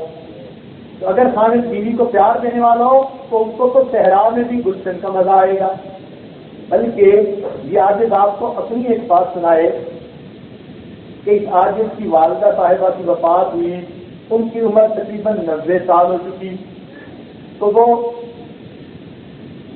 اپنے گھر میں تھی۔ اس عاجز کا گھر بالکل قریب ہی ہے، دوسرا گھر تھا بالکل قریب۔ اب عاجز کی خواہش یہ تھی کہ والدہ صاحبہ کو اپنے پاس رکھے، ہمیشہ ان کی منت سماجت کرتا رہتا، آپ میرے ساتھ ٹھہرے، میں آپ کا سب سے چھوٹا بیٹا، میرے اوپر احسان فرمائیں۔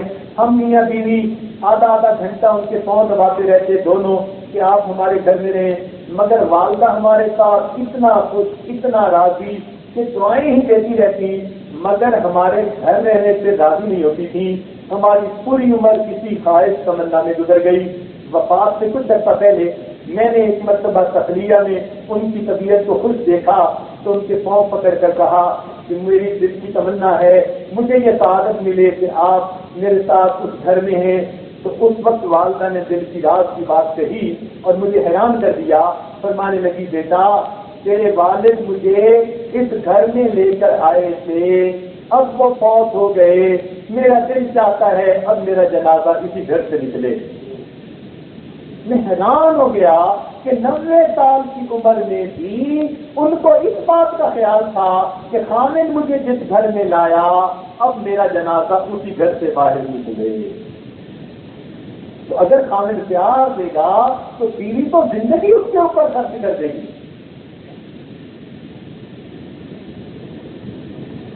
چمن کا رنگ گوتو نے سراسر اے فضا بدلا، چمن کا رنگ گوتو نے سراسر اے فضا بدلا، نہ ہم نے چاک گل چھوڑی نہ ہم نے آسیاں بدلا۔ تو نیک بیویاں تو خامد کے فوت ہونے کے بعد بھی اس کا پاس رکھتی ہیں اور اس کا لحاظ رکھا کرتی ہیں۔ تاہم چند باتیں جو میاں بیوی دونوں کے یاد رکھنے کی ہے، وہ یوں سمجھیے کہ اس پورے بیان کا نچوڑ ہے، وہ آپ کے سامنے بتائی جائیں۔ پہلی بات تو تحمل اور بردباری کی وجہ سے زندگی کامیاب گزرتی ہے۔ عام طور پر دیکھا کہ جہاں محبت پتلی ہوتی ہے عیب موٹے نظر آتے ہیں، جہاں محبت موٹی ہوتی ہے عیب پتلے نظر آتے ہیں۔ تو اگر خامد کو بیوی میں عیب موٹے نظر آئے تو سمجھ لو کہ میرے دل میں اس کی محبت پتلی ہے، اور اگر بیوی کو خامد کے عیب موٹے نظر آئے وہ بھی سمجھ لے کہ محبت پتلی ہے۔ جہاں محبت موٹی ہو جائے گی پھر عیب خود کو خود پتلے نظر آنے لگ جائیں گے۔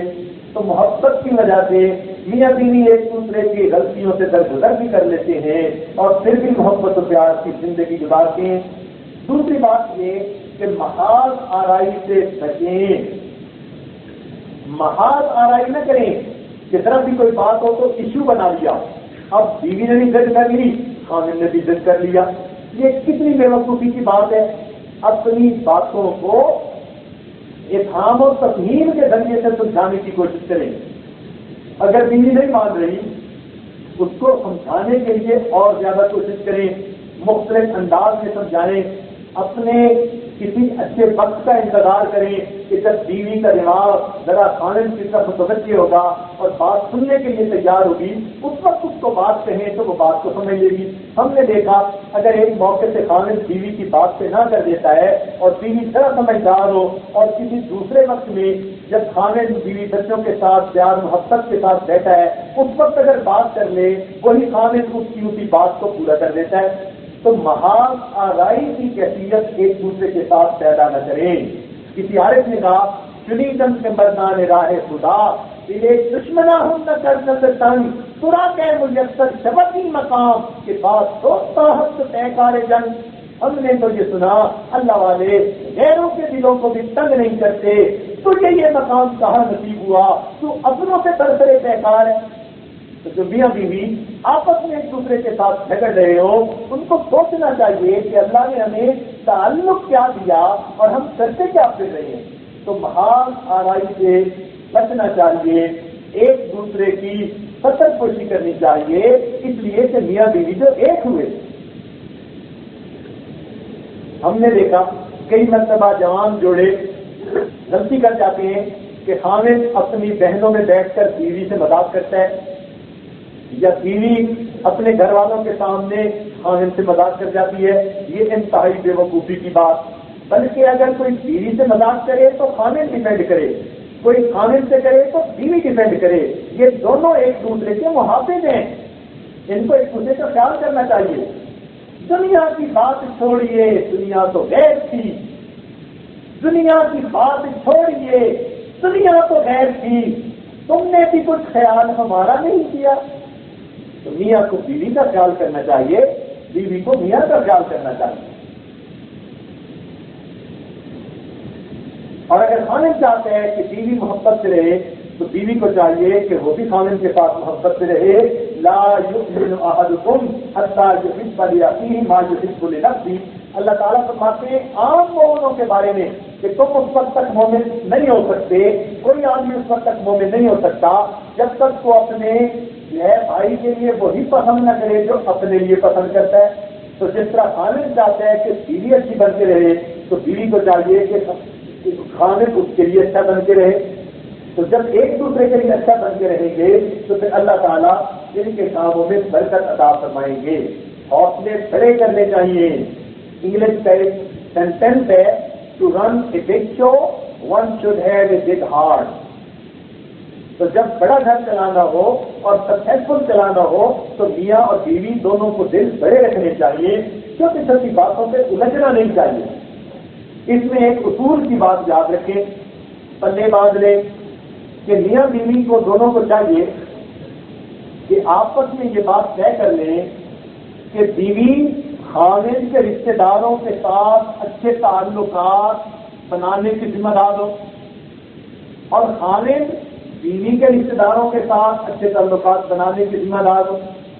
یعنی جہاں خاوند کے رشتہ داروں کی بات آئی، اس کے بہنوں کی، والدہ کی، والد کی، اس کی بھابھیوں کی، دوسرے رشتہ داروں کی، تو جہاں خاوند کے رشتہ داروں کا معاملہ، یہ بیوی اپنی ذمہ داری سمجھے کہ میں نے خاوند کے رشتہ داروں کا بھلا سوچنا ہے، ان کے ساتھ اچھا سلوک رکھنا ہے، ان کے دلوں کو خوش رکھنا ہے۔ اور جہاں بیوی کے رشتہ داروں کا تذکرہ آیا یا بیوی کے ماں باپ بہن بھائی رشتہ داروں کا، وہاں خاوند اپنی ذمہ داری سمجھے کہ میں نے ان کو خوش رکھنا ہے۔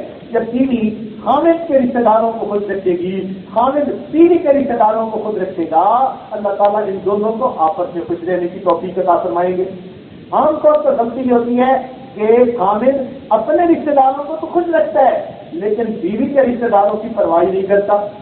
یعنی بیوی کو گھر لے کے آیا، اب 12 سال سے بیوی کو گھر ہی نہیں بھیجا۔ اگر اس کے اپنے ساتھ یہی ہوتا کہ اس کو 12 سال کوئی اپنے ماں باپ سے نہ ملنے دیتا تو اس پر کیا گزرتی؟ تو بیوی تو انسان ہی نہیں نا، اس کا تو دل ہی نہیں کہ وہ اپنے ماں باپ بہن بھائیوں سے جا کر ایک دفعہ مل آئے۔ تو ان باتوں کا خیال رکھنا چاہیے۔ بیوی خاوند کے رشتہ داروں کو خوش رکھے، خاوند بیوی کے رشتہ داروں کو خوش رکھے، اللہ تعالیٰ دونوں کو خوشیوں بڑی زندگی عطا فرمائیں گے۔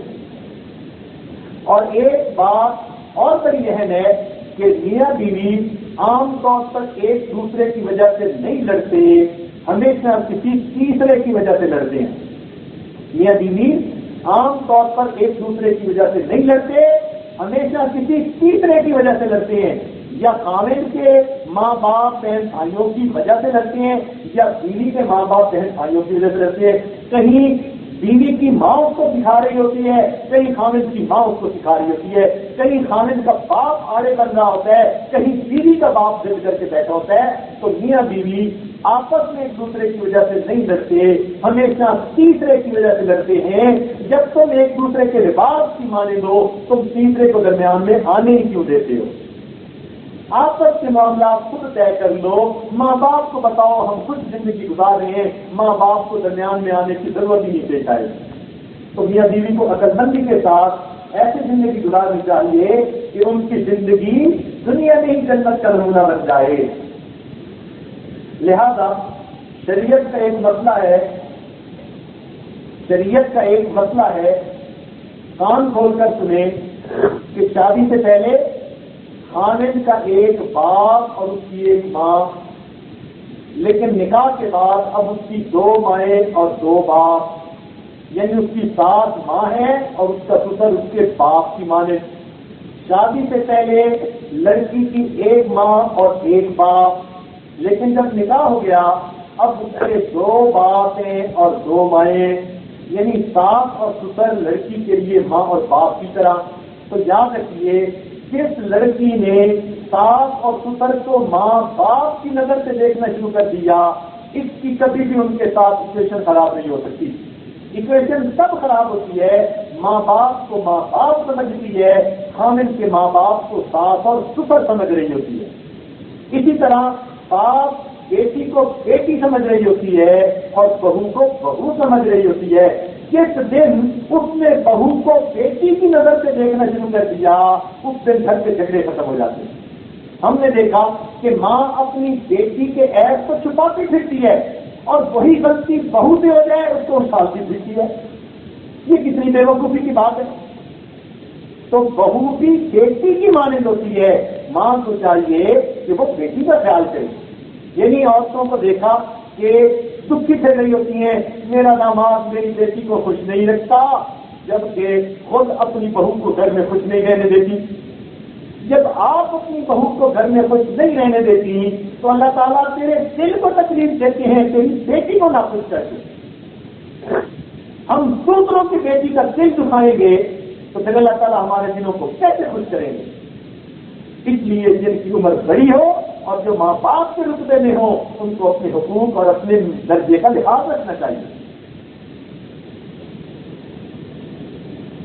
تو شادی سے پہلے ایک ماں باپ اور شادی کے بعد دو مائیں اور دو باپ. ہمیشہ ساس اور سسر کو ماں باپ کا رتبہ دو. اچھا دیکھیے یہی بیوی گھر میں ہوگی نا، ماں اس کو کوئی الٹی سیدھی بات کر دے گی، تھپڑ بھی لگا دے گی نا، تو یہ کسی کو نہیں بتائے گی کہ ماں نے لگایا. لیکن ساس توبہ نرم بات بھی کر دے تو اس کو وہ گرم بات نظر آئے گی. تو گویا اس نے ماں اور ساس میں فرق رکھا. تو لڑکی کو چاہیے کہ وہ اس کو ماں کا درجہ دے اور ماں کو ساس کو چاہیے کہ اس کو بیٹی کا درجہ دے. ایک بات اور ذہن میں رکھیے کہ جب میاں بیوی میں سے کوئی ایک غصے میں ہو تو دوسرے کو چاہیے کہ وہ اس وقت خاموشی اختیار کرے کہ کئی مرتبہ خاموشی بہترین جواب ہوتا ہے. ہمیشہ آگے سے ٹرٹر کرنے سے مسئلے حل نہیں ہوتے، خاموش رہنے سے مسئلے کئی مرتبہ جلدی حل ہو جاتے ہیں. تو اگر بیوی غصے میں ہے کسی وقت تو خامد کو چاہیے کہ موقع کی نزاکت کو دیکھ کر خاموشی اختیار کر لے. دوسرے وقت میں وہ خود معافی مانگ لے گی. خامد غصے میں ہے، بیوی کو چاہیے کہ خاموش ہو جائے، دوسرے وقت میں خامد خود اس کو منا لے گا. دونوں کا ایک وقت میں غصے میں آ جانا یہ گھر برباد ہونے کی نشانی ہوتی ہے. اس لیے حدیث پاک میں فرمایا جو خامد اپنی بیوی کی تکلیف پر صبر کرے اللہ اس کو صبر ایوب کا ثواب عطا فرمائیں گے، اور جو بیوی خامد کے ایذا پر صبر کرے اللہ تعالیٰ اس کو بھی ایوب علیہ السلام کے صبر کا اجر عطا فرمائیں گے. اور ایک سب سے بڑی بات کہ منفی سوچ سے بچیں، مثبت سوچ دل میں رکھیں. نیگیٹو تھنکنگ سے بچیں، پازیٹو تھنکنگ درمیان میں رکھیں. یہ منفی سوچ زہر کی مانند ہے، انسان کے دل کو اجاڑ دیتی ہے، اور شیطان ہمیشہ میاں بیوی کے درمیان منفی سوچ پیدا کر کے گھروں کو توڑنے میں کامیاب ہو جاتا ہے. تو آپ منفی سوچ نہ آنے دیں. جب آپ کے اندر نیگیٹو تھنکنگ آ گئی اب گھر کبھی آباد نہیں ہو سکتا. تو منفی سوچ سے ہمیشہ بچنے کی کوشش کریں، ہمیشہ پازیٹو سوچ رکھیں. دیکھیں لوگ پریشان ہوتے ہیں کہ پھولوں کے ساتھ کانٹے ہوتے ہیں، اور میں خوش ہوتا ہوں کہ کانٹوں کے ساتھ ہمیشہ پھول ہوا کرتے ہیں. تو جس نے کہا کہ پھولوں کے ساتھ کانٹے ہوتے ہیں یہ منفی سوچ، اور جس نے کہا دیکھو کانٹوں کے ساتھ پھول بھی ہوتے ہیں یہ پازیٹو سوچ ہے. تو ہم پازیٹو سوچ رکھیں اور نیگیٹو سوچ سے بچنے کی کوشش کریں. نیگیٹو سوچ گھر برباد کر دیتی ہے. اب نیگیٹو سوچ کا ذرا ایک واقعہ سن لیجیے. ابوالحسن خرقانی رحمۃ اللہ علیہ ہمارے سلسلہ کے ایک بزرگ تھے، لیکن ان کی آزمائش تھی کہ اللہ نے گھر میں ان کو بیوی بہت تیز ترار دے دی تھی، زبان کی بیچاری بہت تیز تھی. وہ اس پر صبر کرتے تھے اور اس صبر پر اللہ نے ان کو ولایت عطا فرما دی تھی چنانچہ ایک مرتبہ ایک مرید ملنے کے لیے آیا اور اس نے گھر سے آ کے پوچھا کہ جی حضرت کہاں ہے؟ بیوی نے کہا کون حضرت، کہاں سے حضرت؟ اس نے کہا جی میں ان کا مرید ملنے کے لیے آیا ہوں۔ کہنے لگے کہیں وہاں جنگل میں کہیں بیٹھے ہوں گے، جاؤ وہیں مل لو۔ اس نے سمجھ لیا کہ بھئی معاملہ تو ذرا نازک سا ہے، چنانچہ وہ حضرت کو ملنے وہاں جنگل میں آیا، مگر کیا دیکھتے ہیں کہ ان کی حضرت جو ہیں اس وقت شیر کے اوپر سوار ہو کر آ رہے ہیں۔ یہ کرامت تھی جو اللہ نے ظاہر کر دی۔ اب جب اس نے دیکھا کہ ادھر تو حضرت شیر پہ سواری کر رہے ہیں اور گھر میں بیوی ان پہ سواری کر رہی ہے، تو یہ کیا معاملہ؟ تو حضرت ان کو ملے تو حضرت نے بھی پہچان لیا، فرمایا دیکھو میں گھر میں بیوی کی اس تکلیف کا بوجھ اٹھاتا ہوں، اللہ تعالیٰ اس شیر کو میرا بوجھ اٹھانے پر لگا دیتے ہیں۔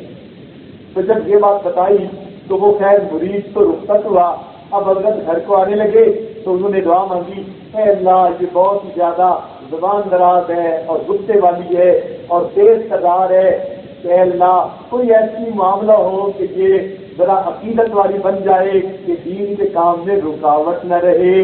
چنانچہ اللہ تعالیٰ نے ان کو ایک کرامت بخشی کہ وہ ہوا میں اڑنے لگ گئے اور اڑتے اڑتے اپنے گھر کے اوپر سے گزرے۔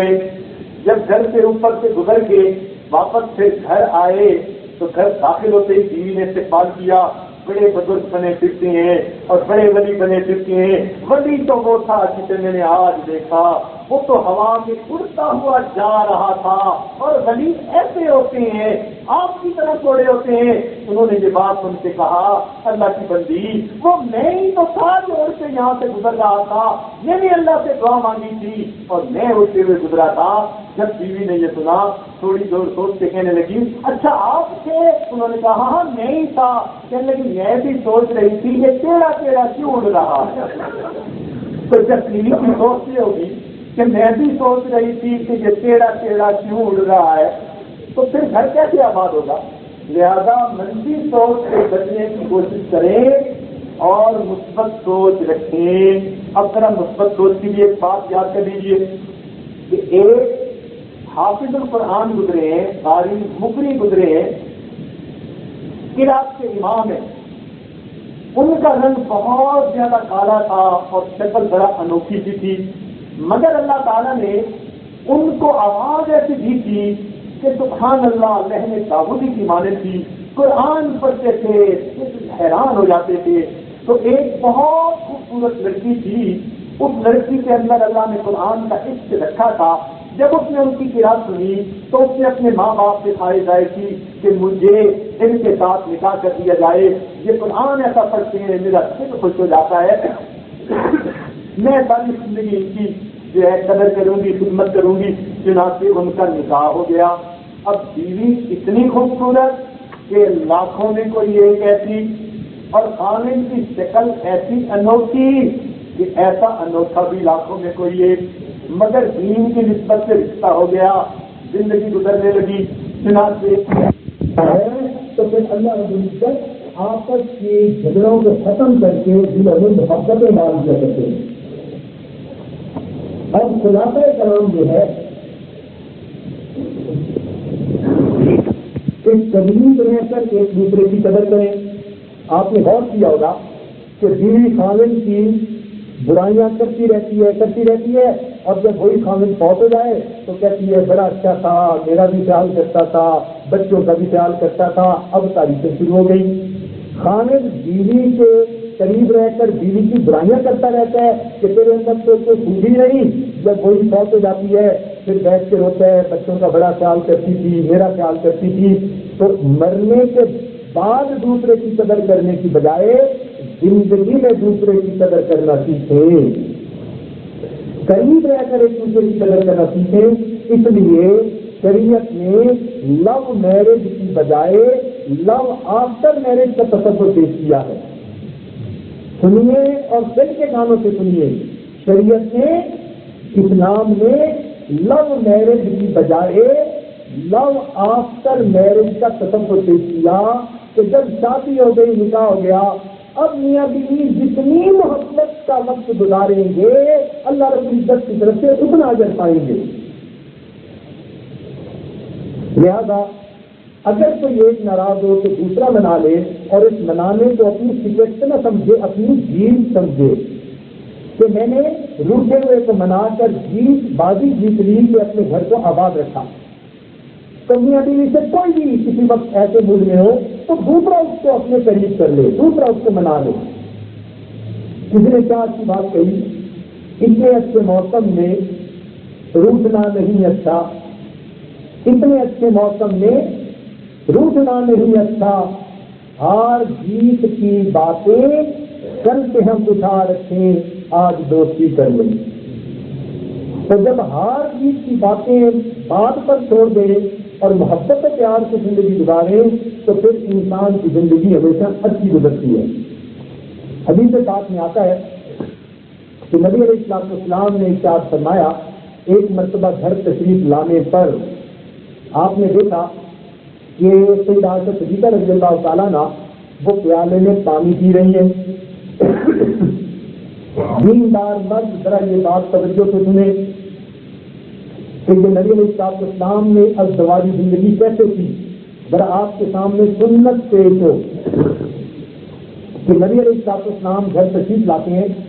آپ نے دیکھا کہ سیدہ عائشہ صدیقہ رضی اللہ تعالیٰ عنہ اس وقت پیالے میں پانی پی رہی تھی.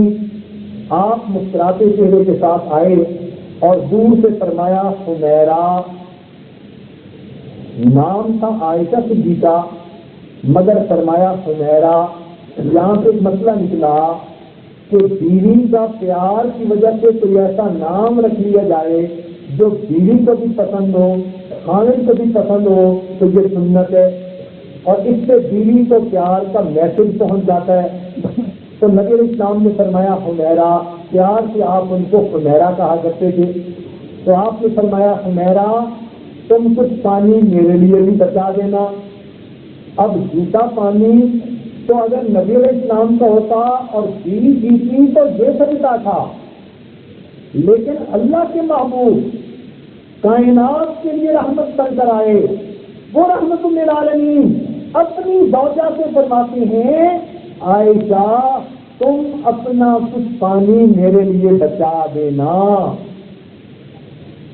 تو انہوں نے پانی بچا دیا. نبی علیہ السلام قریب تشریف لائے، پیالہ اپنے ہاتھوں میں لیا. حدیث پاک میں آتا ہے پیالہ ہاتھ میں لے کر آپ رک گئے اور آپ نے پوچھا حمیرہ تو نے کس جگہ اپنے لب لگا کر پانی پیا تھا؟ چنانچہ عائشہ صدیقہ رضی اللہ عنہا نے پیالے کی جگہ پر انگلی رکھی، اے اللہ کے نبی میں نے تو اس جگہ منہ لگا کر پانی پیا تھا.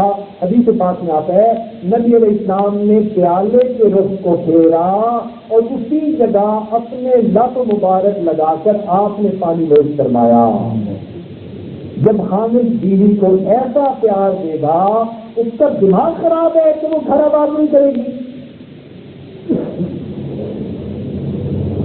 تو ہم اپنے ہاتھوں سے اپنے گھروں کو اجاڑتے ہیں اور شریعت و سنت کی تعلیمات کو کپڑے پر ڈال دیتے ہیں. سنیے حدیث پاک میں آتا ہے نبی علیہ السلام نے ارشاد فرمایا کہ جب کوئی خامد اپنی بیوی کو مسکرا کر دیکھتا ہے، جب کوئی خامد اپنی بیوی کو مسکرا کر دیکھتا ہے اور بیوی خامد کو مسکرا کر دیکھتی ہے، اللہ رب العزت ان دونوں کو مسکرا کر دیکھتے ہیں. اگر یہ حدیثیں ہمارے سامنے رہیں گی تو ہمارا گھر تو دنیا میں جنت کا مزہ لینے لگ جائے گا. اللہ رب العزت ہمیں اچھی ازدواجی زندگی گزارنے کی توفیق عطا فرمائے. فرصت زندگی کم ہے محبتوں کے لیے، فرصت زندگی کم ہے محبتوں کے لیے، لاتے ہیں کہاں سے بس لوگ نفرتوں کے لیے. یہ زندگی اتنی تھوڑی ہے، محبت پیار میں بندہ گزارنا چاہے تو بھی وقت تھوڑا ہے. اس تھوڑے وقت میں پتہ نہیں نفرت کے لیے کہاں وقت نکل آتا ہے. اللہ تعالیٰ نفرتوں سے محفوظ فرمائے، محبت و پیار الفت بھری زندگی عطا فرمائے.